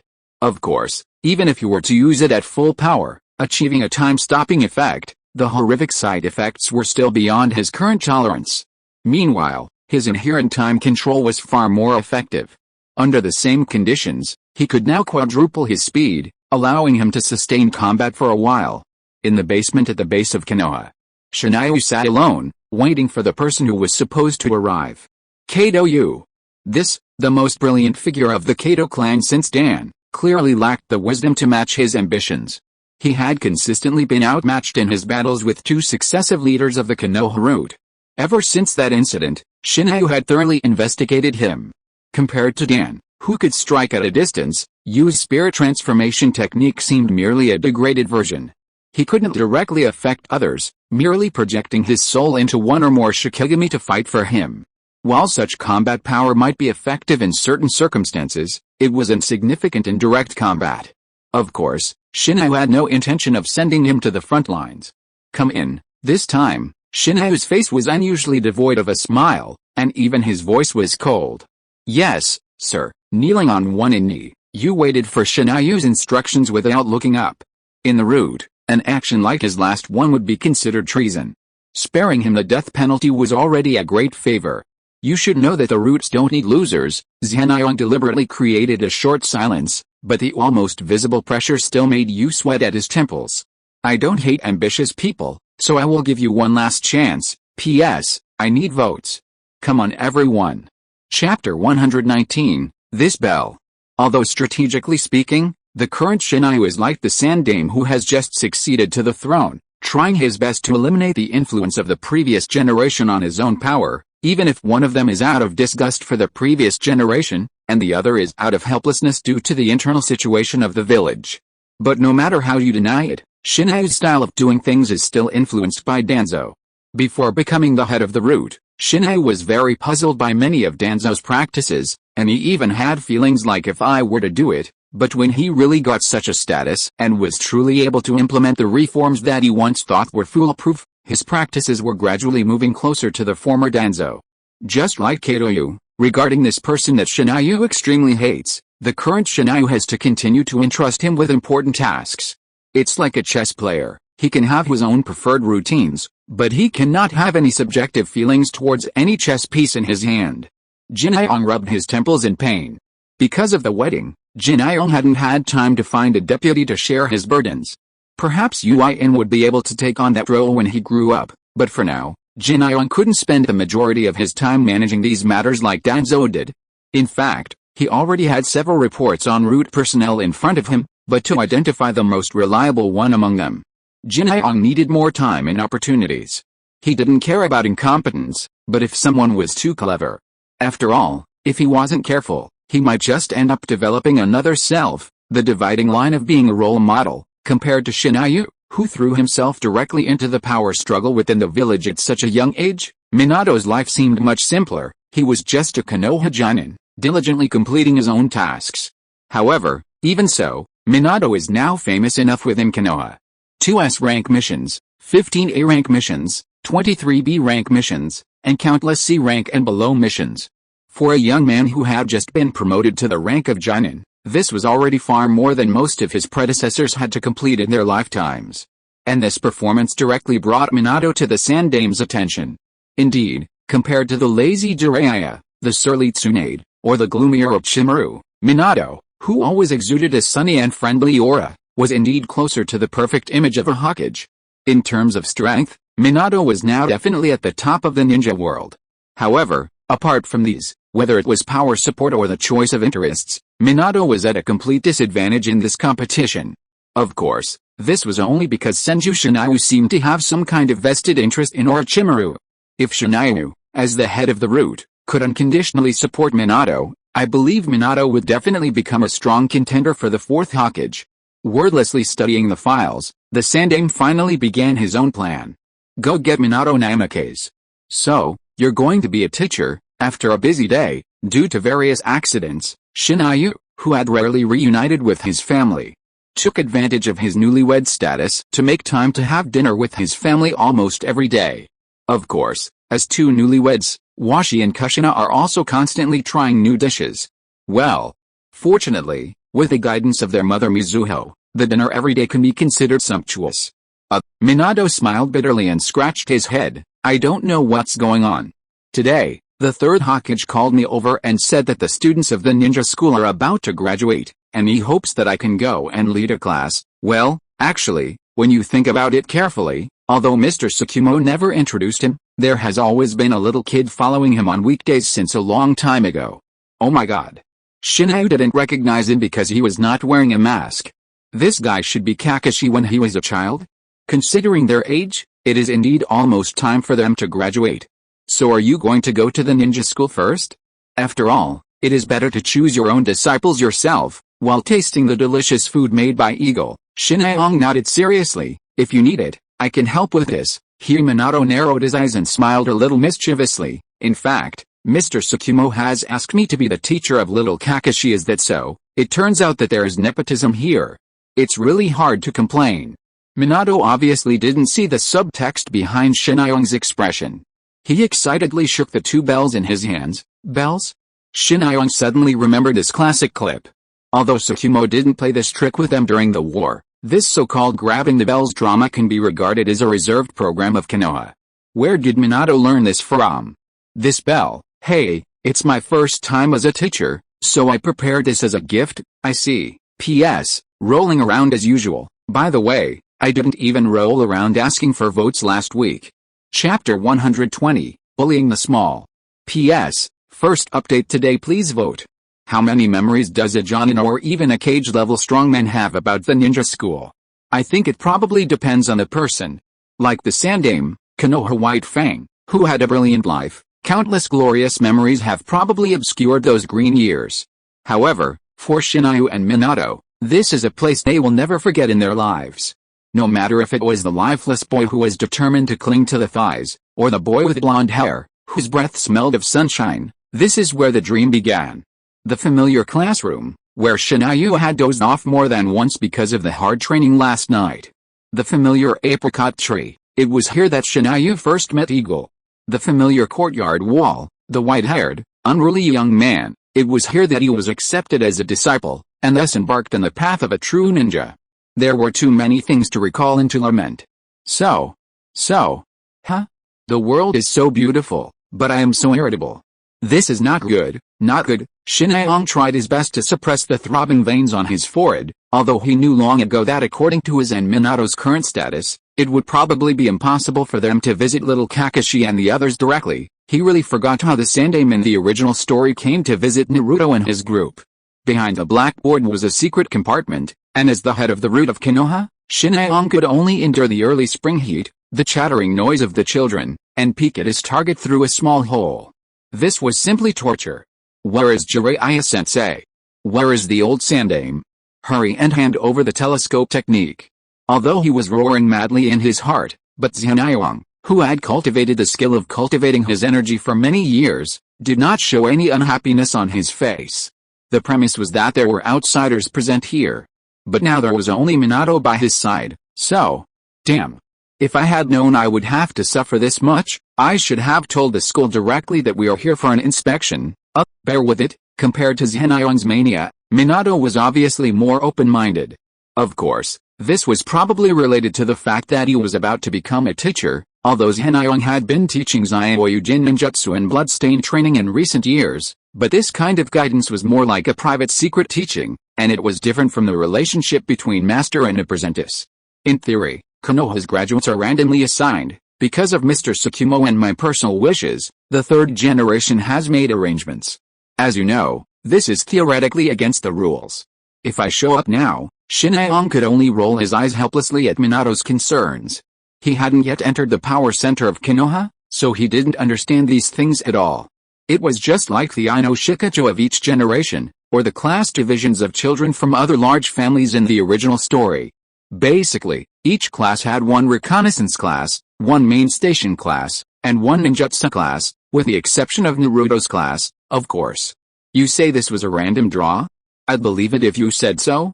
So, these so-called random draws were originally just for civilian ninjas, and their leading teachers were usually just chunin. Those with potential or backgrounds had already been gathered together. So, Minato's worries were completely unnecessary. Don't worry. What do you mean? Are you just going to take a look today? Of course not. Minato rarely showed a sly smile, and the morning class was finally over.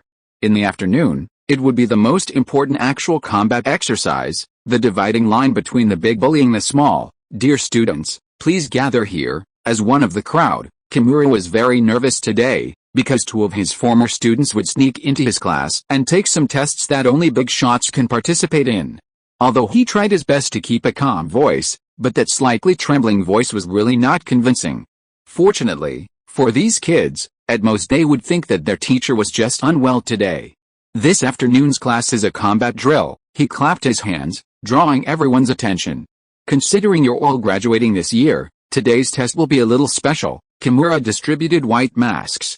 While not as elaborate as the Anbu's gear, it was still difficult to distinguish each person's identity. What was he doing?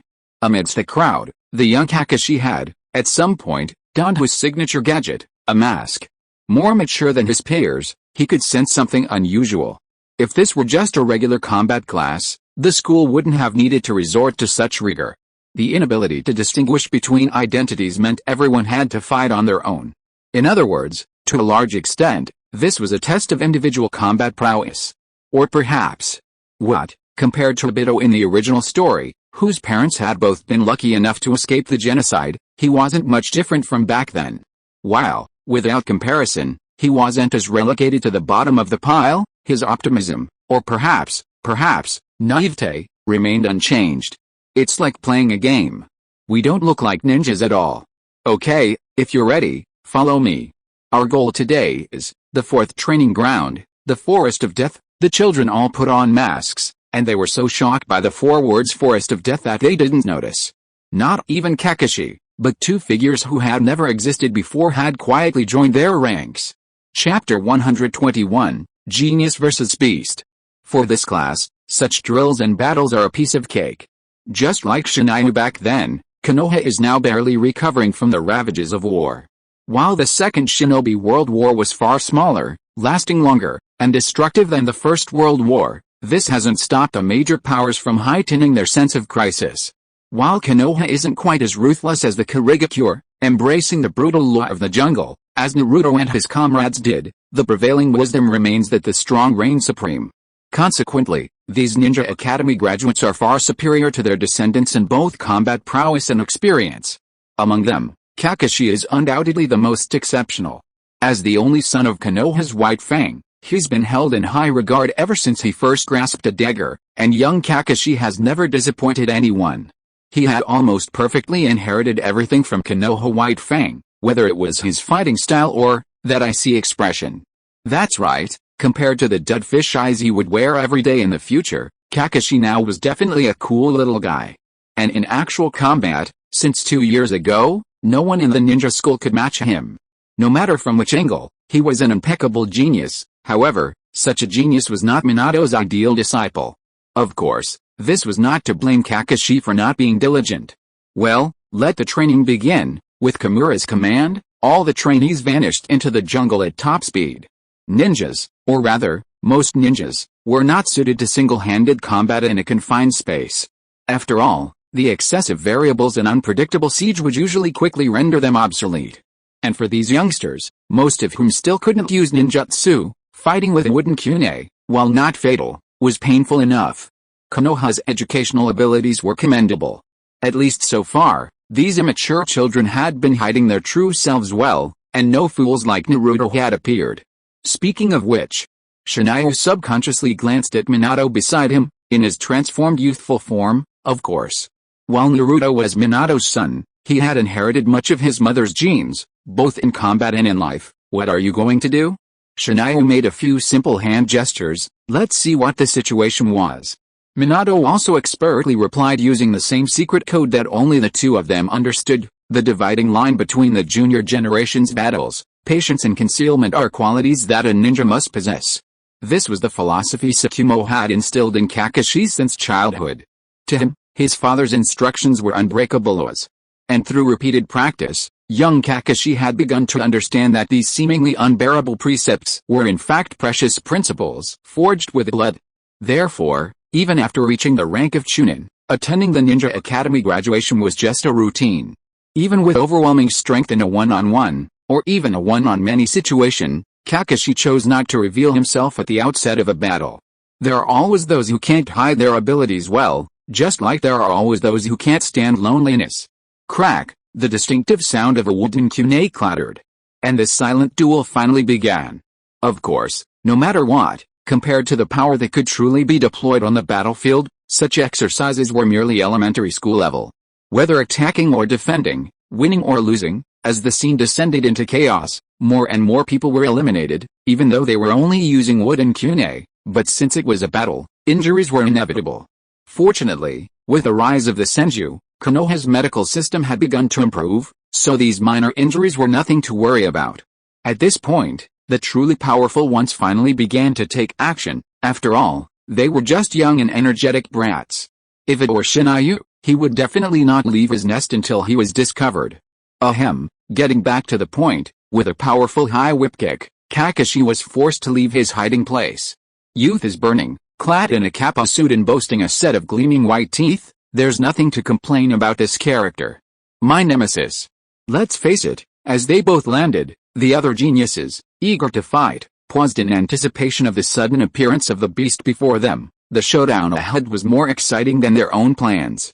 Kakashi versus Might Guy, Konoha's acknowledged super genius, and a freak who specializes solely in taijutsu. This clash is truly exciting. And not too far away, in the treetops, two shabby men, who had been hiding in the shadows, also began to exchange words. Who do you think will win? I don't know.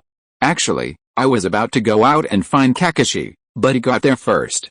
Speaking of which, you two, are you really manly enough to communicate in such a secret sign language? P.S. It's really boring to always ask for votes directly, so let's change the taste. From now on, if my weekly novel is in the top 3 of the fan list, I will update twice a week. If it is second, I will add one more update. If I can go further, I will add another update. Of course, if it falls out of the top 5, I will cry in front of you. Chapter 122, Appearance. Konoha, Bad Rock Rising, a powerful downward slash. While such an attack would be nearly impossible to achieve in actual combat, For a mere imp, this was a truly monstrous attack. The vast ninja world has never lacked ninjas skilled in physical attacks, but the human body has its limits, and those who truly rely solely on physical techniques are few and far between. Take Shinayu, for example. While his ability to foresee the future gives him a significant advantage in physical combat, he often relies on the more relaxed wood release technique. Of course, if physical combat is absolutely necessary, Shinayu will undoubtedly apply a layer of chakra scalpel first. But, boom, a simple, brutal downward slash. A completely unskilled attack, a simple downward kick, yet wielded by this young man, it became incredibly destructive. The violent, exaggerated sound effects and the resulting massive cracks in the ground betrayed the terrifying power of the blow. Yes, this young man might be an exception. It was as if White Fang had, in his own way, created a bodybuilding method perfectly suited for extreme close combat. Without such talent, yet exceedingly diligent, this young man, through almost brutal self-training, had forged this formidable physique. Shinayu, whose sensitivity far surpassed that of ordinary people, gradually grew intrigued. From his observation, the little Kappa's chakra flow hadn't fluctuated dramatically in the moment just now. Shinayu had observed Minato practicing Tsukumo's bodybuilding method up close. That extraordinary chakra flow was like stars in the night sky, dazzling and powerful. Indeed, while this young man's offensive power was equally astounding, he lacked that constant chakra flow. This was truly intriguing. To put it simply, he was using almost the same amount of chakra as an ordinary person, yet achieving such destructive power. Shinayu was intrigued.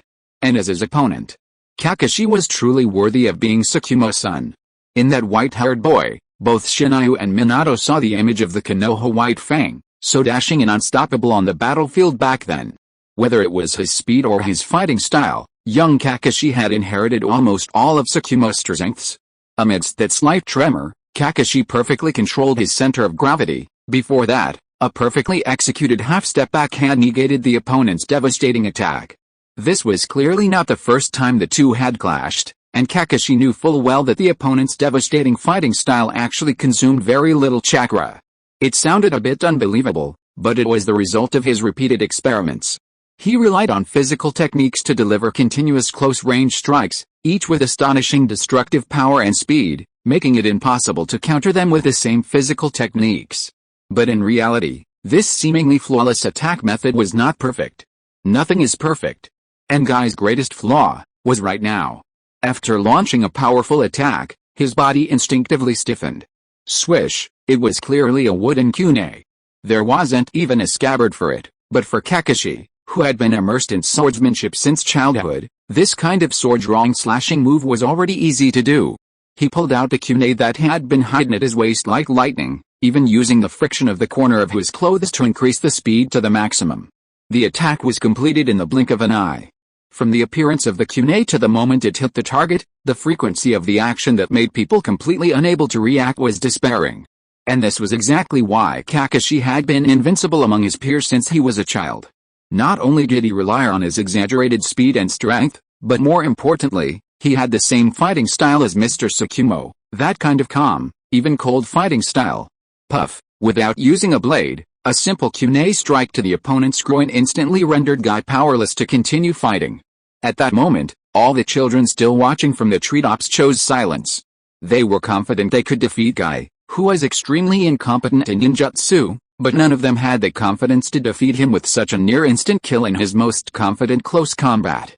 The young children retreated. According to their own calculations, no one could defeat Kakashi in such a one-on-one situation. But suddenly, a kunai suddenly nailed Kakashi's feet, blocking the cold boy's progress. Whoosh, like a sudden gust of wind, a child wearing a mask appeared in front of Kakashi. He wanted to challenge Kakashi? The sudden appearance of this eccentric figure, who no one had ever seen before, shocked all the geniuses with incomprehensible horror. No one believed that after witnessing that brief battle, anyone could muster the courage to challenge Kakashi. Almost instantly, the brat sentenced this ignorant fellow to death. The battle was a complete no-brainer. Of course, only Shinayu, still hidden in the treetops, watched all this with a smile on his face. Indeed, this battle was a sure thing. Although one of the opponents was Hatake Kakashi, known as Konoha's genius, but unfortunately, his opponent would be Konoha's youngest Hokage. Namikaze Minato. Chapter 123, Good Friends. Soon. This was all Kakashi knew about his opponent. Searching through his memories, Kakashi was certain he had never seen this unfamiliar foe before, but that didn't stop him from becoming a formidable rival. He was powerful. As the son of Hokage Tsukumo, Kakashi had grown up surrounded by the best of the Kage class. From a very young age, he had been deeply familiar with aura, or energy. And from this opponent, almost as tall as him, he too sensed a certain aura, the aura of a powerful being. The opponent didn't speak, and of course, he didn't speak either. The air began to thicken, and breathing in every glance became strangely difficult. The opponent seemed to have no intention of attacking, yet it seemed as if he would launch a terrifying onslaught at any moment. This battle would be the most difficult yet. Thanks to Tsukumo's training, Kakashi always maintained a certain ability to anticipate his opponent's moves in duels with his peers. It was precisely because of this ability that, despite being at a disadvantage in terms of absolute speed and strength, he could easily defeat Guy. But this time, he couldn't do it. He had no way of understanding his opponent's movements. Always used to looking down on others, he found himself in a relatively disadvantageous position for the first time. He had always thought that he was destined to have no rivals among his peers, but he finally found out that he was wrong. He remembered what his father had warned him: age is not an excuse. One day, you will meet someone who is truly stronger than him on the battlefield, and what you have to do at that time. Fast. There is no time to recall or think. The opponent has obviously lost the patience to continue waiting. From being as quiet as a virgin to being as powerful as thunder. The terrifying speed and explosive power almost left a blurry afterimage in the air. Too fast. Pupils contracted. Kakashi had forgotten that this was just a drill. Fear made him instinctively draw the dagger from his back. The wide-fanged dagger, that is the pride of Konoha, that is the symbol of the Hokage family. It can be said that only with a dagger in hand can Kakashi truly exert his full strength. Here it comes. Contrary to Kakashi's expectations, the attack lacked any technical skill at all. It was a straight punch, unpretentious and unreserved. Even a well-trained Kakashi, or even a Jonin who had graduated from the Ninja Academy, wouldn't have been troubled by such an attack, if this attack hadn't come from Minato. Though the technique was unremarkable, though the attack was direct and brutal, it was a pity, because of the speed and power that Kakashi despised most, overwhelming speed and power. Kakashi was completely defenseless against this attack. A horizontal sword. While a straight cut with a blade would certainly have posed a significant threat, now, Kakashi was certain that he had no chance of withstanding the attack. All he could do was try his luck with the blade's back. Bang! A dull sound rang out, and the impact from the right side of his chest almost made Kakashi lose consciousness. His eyes fell into darkness, and the strong feeling of fainting caused a considerable delay in his external senses. By the time he was able to control his hands and feet, his body had already slammed heavily into the tree behind him. Pain. The delayed feeling made him gasp again. Fortunately, long-term training allowed him to subconsciously maintain a posture that minimized the impact the moment he was hit. But even so, Kakashi could hardly hold the dagger in his hand. This was an opponent that was absolutely impossible to defeat. He was too strong, so strong that it even overturned the worldview that Kakashi had maintained for several years. His left hand replaced his numb and weak right hand, tightly grasping the hilt of the dagger. But the trembling was still transmitted to the blade through his heart. The other party did not move, still standing there silently, where he had just stood. Through the mask, Kakashi could not guess his current expression, but at least one thing was certain. I'm going to lose. If this were really on the battlefield, I'd be finished off right away. From the moment this thought arose, the blade began to tremble even more violently. Age is no excuse. One day, you'll meet someone truly stronger on the battlefield. What will you do then? What will I do? What else can I do? Kakashi, atop a nearby bush, a young man wearing goggles unhesitatingly ripped off his mask and pounced on Minato like a hawk, though he admitted, if he had to choose the most annoying person in the class, he'd definitely choose the guy with a face mask. Yes, because this guy, when everyone else instinctively distanced themselves from him, a descendant of the Uchiha clan, was the only one who found him during a sparring match and threw him to the ground with all his might. He was going to surpass him. The Uchiha had their own pride. Even if he wasn't as outstanding as the others, or possessed the extraordinary talent of his clan members. But that day, Uchiha Obito swore in his own name that he would surpass him. So, Stay away from him, the kunai flashing with cold light has been pulled out. Losing one's mind is the best description of Obito now. However, it is destined that neither of these two brothers will get what he wants today. Don't be anxious, boy. Different from the masked man who didn't say a word just now, this guy who also came out of nowhere is obviously a chatterbox. However, he is just as powerful and terrifying. He strikes late but arrives first in midair. He grabbed Obito's right hand holding the kunai from behind, and then blocked his weak counterattacks continuously as if he had foreseen the situation, and twisted his arm behind his back. In the end, Obito, who couldn't move his limbs, was of course pressed hard to the ground. The kind of face landing on the ground. Can't you just watch quietly from the side? That joking voice was really annoying. Chapter 124, the most important. Starting late but arriving first in midair, he grabbed Obito's right hand holding the kunai from behind with one hand, and then, as if foresighted, he blocked his powerless counterattacks one after another, and twisted his arm behind his back. In the end, Obito, whose limbs were unable to move, was of course pressed hard to the ground. The kind that landed on his face. Can't you just stand by and watch quietly? That joking voice was really annoying. Let me go, I don't want it. Using the transformation technique to turn himself into a child who is probably in his teens, Shin'Aong seemed to have a bit more childish playfulness in his mind. Although this bad character is not more lovable than when he was in charge of the route. Of course, today's protagonist is not this young man named Uchiha Obito, although in terms of development prospects, this guy is definitely a genius. Therefore, what Shin'Aong has to do is to get rid of all the troublemakers, and leave the rest to Minato and his future disciples. He also cast his gaze in the direction of Kakashi. Watch it carefully for me, the most important dividing line. Minato approached him step by step, no words were spoken. This silence was the most terrifying. The more casual and seemingly unpredictable the attack was, the more violently the overwhelming fear trembled, and the more difficult it was to grip the blade in his hand. His blurred vision finally found a moment to clear up because of the farce caused by Obito. For Kakashi, surrender was absolutely unacceptable. In fact, he had no intention of surrendering, never. He couldn't win, simply couldn't win, but he wouldn't surrender. Yes, but failure is still failure. If you only hold on to the belief of sacrificing your life for the cause, you'll never be able to stage a decisive counterattack. If you've already admitted defeat. The sword was still in his hand. He still stood before his opponent, his chakra far from depleted. Lost? Probably lost. After all, his opponent was so powerful. Really lost? Did I lose? Age is no excuse. One day, you'll meet someone truly stronger than you on the battlefield. What you have to do then? Is to focus on the struggle at hand. His right hand, which had been about to loosen, suddenly clenched. The power that surged through Kakashi's body like an electric current caused the already exhausted young man to suddenly straighten his body and once again wield the swordsmanship passed down through generations of the Hokage family. His limbs were still under his control, his chakra hadn't been depleted, and in his hand, he still held the short sword, a symbol of glory. In this situation, why would he give up? Why would he even think about winning or losing?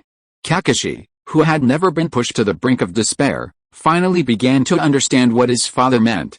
Not fearing life and death doesn't mean foolishly committing suicide, but disregarding life and death, and certainly not holding on to the idea of certain death.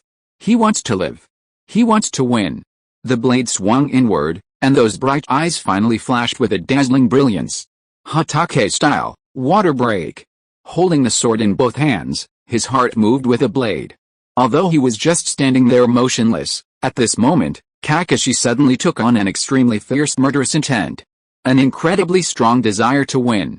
And Minato's face, which had been hidden under the mask, finally revealed a smile.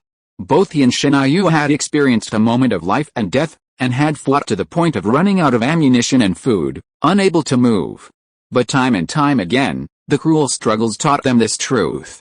Just like what Shin'Aong taught Chihiko, the weak who use death as a sacrifice will never be favored by fate. A strong person must possess their own courage. It's not an indifference to death or emotional numbness. It's the courage to truly embrace this great terror. Of course, there's one more thing I need to teach little Kakashi today. Courage without the strength to sustain it. It's called foolishness. Move. The same thundering blow as before. No, to be more precise, This time Minato used the maximum speed he could in his current state. That terrifying acceleration, and nerve reflexes beyond the imagination of ordinary people. Before little Kakashi could react, a hand had already attached itself to the blade in his hand. Twist. A swift grab, the tensile force transmitted from the blade to his wrist instantly dislocated his right hand, and the opponent's attack had just begun. Dodge. Kakashi's reaction was commendable, as he tried his best to raise his still usable left hand. However, the opponent's strength still exceeded his expectations. Straight punch. Unlike the breakneck speed of the previous blow, this steady, even strike carried the force of a mountain-splitting force. Crack, his body slammed heavily into the giant tree behind him again, but this time, the towering tree shattered with a bang. Kakashi, it wasn't just a Bito, nearly all the students appeared simultaneously. Regardless, what they were doing was simply too much. Even if most of them couldn't withstand the power of these two mysterious individuals, that didn't mean they didn't need to step up. Let him go. Asuma, the second son of the Sandaime, lifted Kage up, his voice hinting at a chilling chill. If you are listening to this novel on a channel other than Fanfic World, it means it was downloaded and re-uploaded without effort. We warmly invite you to visit our channel, Fanfic World. There you will find the original version of this story and many other novels of various genres. We look forward to seeing you dive into a world of incredible novels. Chapter 125, Do you have any opinions? Kakashi, it wasn't just a Bito who suddenly appeared, nearly all the students appeared simultaneously. Regardless, what they were doing was simply too much. Even if most of them couldn't stand up to the power of these two mysterious individuals, that didn't mean they didn't need to step up. Let him go. Asuma, the second son of the Sandaime, held Kagami up, his voice hinting at a chilling chill. Was this perhaps what the Sandaime wanted? The so-called will of fire, the so-called companions. Even though they knew they were no match, these brats leaped forward without hesitation. Indeed, Shinayu and Minato's actions had, in every sense, transcended the boundaries of a training exercise. At least in the brats' crude judgment, they were already considered suspicious intruders. True, this reliable bond was indeed a powerful force, but with a simple hand seal, Shinayu quickly pressed his palm to the ground, would release, Sword Mountain Forest. Just like he had done to the Jonin on the front lines a few years ago, these brats still playing ninja games had no chance of resistance in front of him, even though they were all geniuses of Konoha. The complex and sturdy cage instantly enveloped everyone inside, including Obito, who was still lying on the ground. Those extremely sharp wooden thorns made it impossible for these little brats to even nod their heads. There was nothing wrong with the 3 generations of education, the real problem was just their age. Called geniuses and given all kinds of halos, they had always felt that there was nothing they couldn't do. Even if they really couldn't, it was only because of their age. This arrogance, before it was tempered by time, had a great chance of costing their young lives on the battlefield. Just like Shinayu and Minato, the reason they were able to survive their first battles wasn't because they were strong enough to ignore everything, but because they always made the safest choice and had Tsukumo to protect them. Genius, to begin with, is a fragile luxury. Without sufficient quantity and sufficient hard work, there is absolutely no possibility of a genius growing up. To put it in a more desperate way, before a genius grows up, every step is a drama performed with the lives of others. Therefore, for this group of brats, bonds are absolutely necessary. However, if Shinayu and Minato are really outsiders with ulterior motives, these geniuses that Konoha has spent a lot of effort to cultivate, if they jump out so blatantly, they will undoubtedly be wiped out. Everyone, Shinayu first released the transformation technique. While injecting life energy into Kakashi's body as treatment, he continued, everything today was planned in advance. If you have to say, you can understand that this is your graduation examination. Yang escape energy began to enter Kakashi's body. Minato's move was very measured. Although the final blow looked very destructive, in fact, most of the force had been poured into the tree trunk. Kakashi only had some superficial injuries at most. In other words, you've graduated now. Shinayu didn't even glance back at the geniuses, his tone changing from his previous lively tone to a flat and lifeless one. Congratulations. In just 2 sentences, Shinayu had already withdrawn his right hand. Kakashi had been treated, at least physically, he'd fully recovered. And based on your foolish behavior today, the groupings should be announced soon. He deliberately stretched out his words, though I don't want to deny any of you the chance to graduate. Shinayong's blatant mockery clearly aroused the dissatisfaction of the group, but he seemed completely unaware. He pointed at Minato, who had also taken off his mask and returned to his original appearance beside him. "This is Konoha's senior ninja Minato Namikaze. He will be one of your instructors this time." But he just, "What's wrong?" Shinayong glanced at Obito, and that threatening look made the latter shut up immediately. From the moment he saw the wood release, the forbidden sentence of Senju Shinayong, which had been told many times by their parents, appeared in the minds of all the little strong men. Eyes on the nose, nose on the heart is what they should do now. "Okay, as a reward for your hard work, let's start with the first grouping." Shinayong pushed Minato to the front. "From now on, Hatake Kakashi, Uchiha Obito, and Nahorin will be Team 1, led by Namikaze Minato." Well, although, theoretically, only the Hokage has the authority to announce such a thing, right now, operationally speaking, no one would argue with Shinai, but shouldn't the Hokage decide the class divisions? So, those naughty kids are such a nuisance.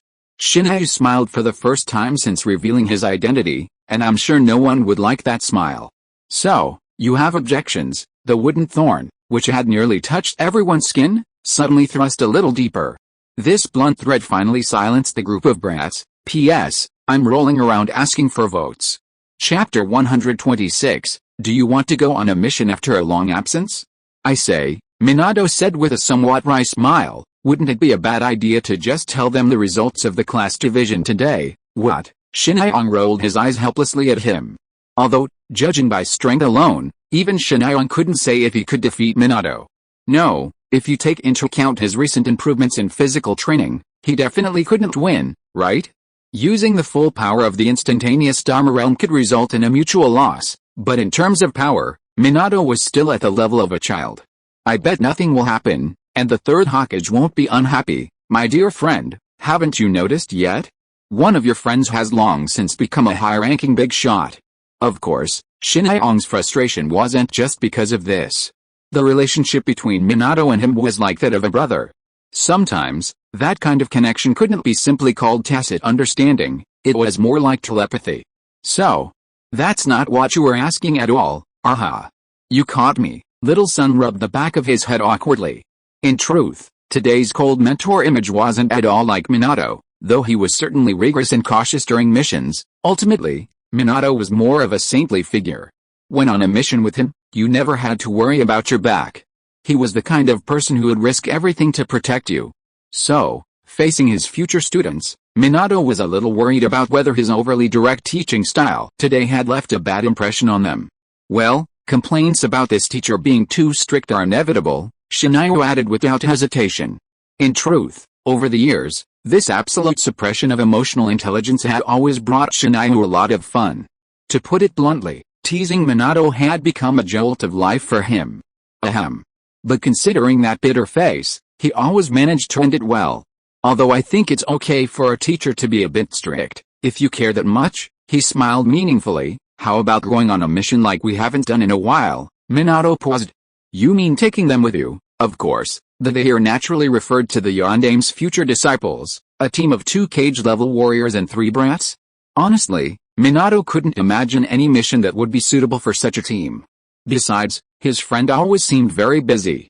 "No, of course not just them. I'll bring a few extra." Shinai rubbed his chin, his gaze cast into the distance. Although he hadn't originally planned to do so, considering the current situation, it seemed like a good idea. "I just happen to have a good task on hand." Task arrangement dividing line. "Have you completed the contact I asked you to make last time?" Yes, the one kneeling in front of him was still the guy named Katohane. After continuous beatings and threats, although it was not certain that this guy was absolutely loyal to Shinai, at least, he was absolutely afraid of Shinai. This was certainly not just out of revenge. In fact, Shinai would not believe the nonsense of that old guy Danzo. He always advocated with-like education. He told Shinai that there were no other hidden players in the route. Do you think Shinai would believe it? Too sweet. In fact, Shinai had already started to find many people similar to Katohane. Moreover, he had gradually discovered the benefits of these hidden players. Through these people, Shinai could almost easily grasp the slightest movement in Konoha village. Even just a small hint could influence other forces in turn. The punishment for Katohane was actually just a warning, Don't go too far. This is why Danzo chose such a radical approach to put Shinryu on the throne, and then, relying on Shinryu's own strength, he uncovered each of these individuals one by one. In the root, a place shrouded in secrecy and darkness, survival is impossible without his own skills. Back to the point.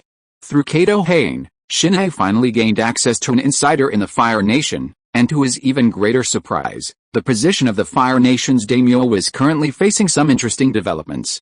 The previous daimyo was about to pass away, but at this very moment, 3 princes had already been assassinated, and the Fire daimyo had yet to clearly indicate which prince would inherit the throne. This internal turmoil was clearly detrimental to Shinryu, who was eager to gain the support of the Fire Nation. However, as luck would have it, the head of the Kato clan, who had served until then, and who had been passed down to the present day, was none other than a bastard prince. Thus, Shinryu began to imagine an ambitious and audacious scenario. Unseen by Kato Hain, a sinister grin curved his lips. This is truly the best opportunity. Chapter 127, Swallowing the World. This place was probably no different from any ordinary civilian dwelling, a simple Japanese-style room, furnished with only a small coffee table. Even the accompanying tea set lacked any trace of jewels or gems. The harsh, bitter aroma of tea, simmering in the lukewarm water, permeated the room reluctantly. By the time you realized it, you'd probably frown at the odor, but there was nothing you could do about it. Of course, a man in his 40s, even if unacceptable, would at least tolerate such an environment. A wealthy young lady, a prince, or a grandson of a noble would definitely not venture here. Well, except this one. A hand, always white and perfect, the envy of every girl, grasped the ancient teacup. The quilt was plain, even slightly chipped, but this very plainness shone with a dazzling brilliance under the delicate hand. As if, once held in her grasp, it would become a truly unique treasure. Her lips parted slightly. A faint smile, unrevealed, captivated the imagination. Even the mere sight of that enchanting mouth and swan-like neck was enough to captivate. Perhaps, a state-shattering beauty was nothing more than this? He lifted the cup and gently sipped the tea. The bitter tea, which had once been a nuisance, became a truly intoxicating, exquisite delicacy, blending with the fragrance of a beauty, leaving everyone eager to devour this refreshing, breathtaking beauty. She also had a pair of blue eyes. Not like gemstones, for gemstones could not even match her brilliance, not like pearls, for pearls could not even approach her purity. Those deep eyes, encompassing all the beauty and wisdom of the world, could captivate with a single glimpse. She was a goddess who should exist only in fantasy. No one in the mortal world could be worthy of the Prince Xiang. The door opened. Overwhelmed by this beauty, the fragmented sunlight first bathed her dress, and then, a figure emerged. "Your Highness," he said. Eyelids lowered, his voice calm and warm. Elegantly dressed, he half bent his body, then knelt seamlessly across from the goddess. "What's the matter?" He gently placed the tea down. His voice, soft yet charming, yet with a touch of elegance, a touch of transcendence, and a touch of heroism, instantly made her figure more full-bodied and captivating. "News has arrived from Konoha. They're on their way." The man didn't look up, nor was he feigning seriousness. A hint of a smile crossed his handsome face, but upon closer inspection, it seemed as if nothing was there. "Yes," the woman replied, and then nothing more. She resumed her tea, but her manner was not unpolite. Indeed, this heavenly voice shouldn't be heard often. "Your Highness," he pondered for a moment before the man finally asked, "What about the 4th and 6th princes?" The woman addressed as Your Highness shook her head silently, but the smile on her lips was a little brighter than before. She raised her beautiful jade arm, and the wicker was first lifted up, then turned over and clenched into a fist. There was a moment of silence in the small Japanese-style room. Then, the visitor bowed and left. The sunlight left the room reluctantly, and everything returned to the original scene. A cup of tea and a seat seemed to be boring. Outside the window, the spring light was still showing off on its own. It didn't know that this ever-changing world was about to stir up endless waves in its flipping hands. Minato Namikaze, Uchiha Uchiha, and Senju Shinryu. Putting everything else aside, just these three are undeniably cage level. In fact, compared to the average cage level warrior, they possess unique skills, capable of taking on two at once. And those accompanying them aren't some rude elite. If that's the case, then it's a sure bet that Konoha is planning a war against a certain nation. The odd thing is this. This time, in addition to Shinryu and the other three, A bunch of brats, including Kakashi, were also shoved into the group. As a result, the next day, this group of 10 embarked on a journey back to the Land of Fire. Shinju's actions baffled not only the other forces concerned with Konoha, but even Konoha itself. This young man, always accustomed to performing miracles, finally accomplished something earth-shattering after taking over Danzo's position. But this time, the elders, equally accustomed to their cliches being slapped in the face by Danzo, no longer dared to lie. End of this chapter. Thank you so much for reading until the end. Don't forget to give it a like. Looking for more exclusive content and immediate access? Subscribe to our Patreon. Remember, every like, subscription or donation encourages us to continue. Thank you all. See you in the next video.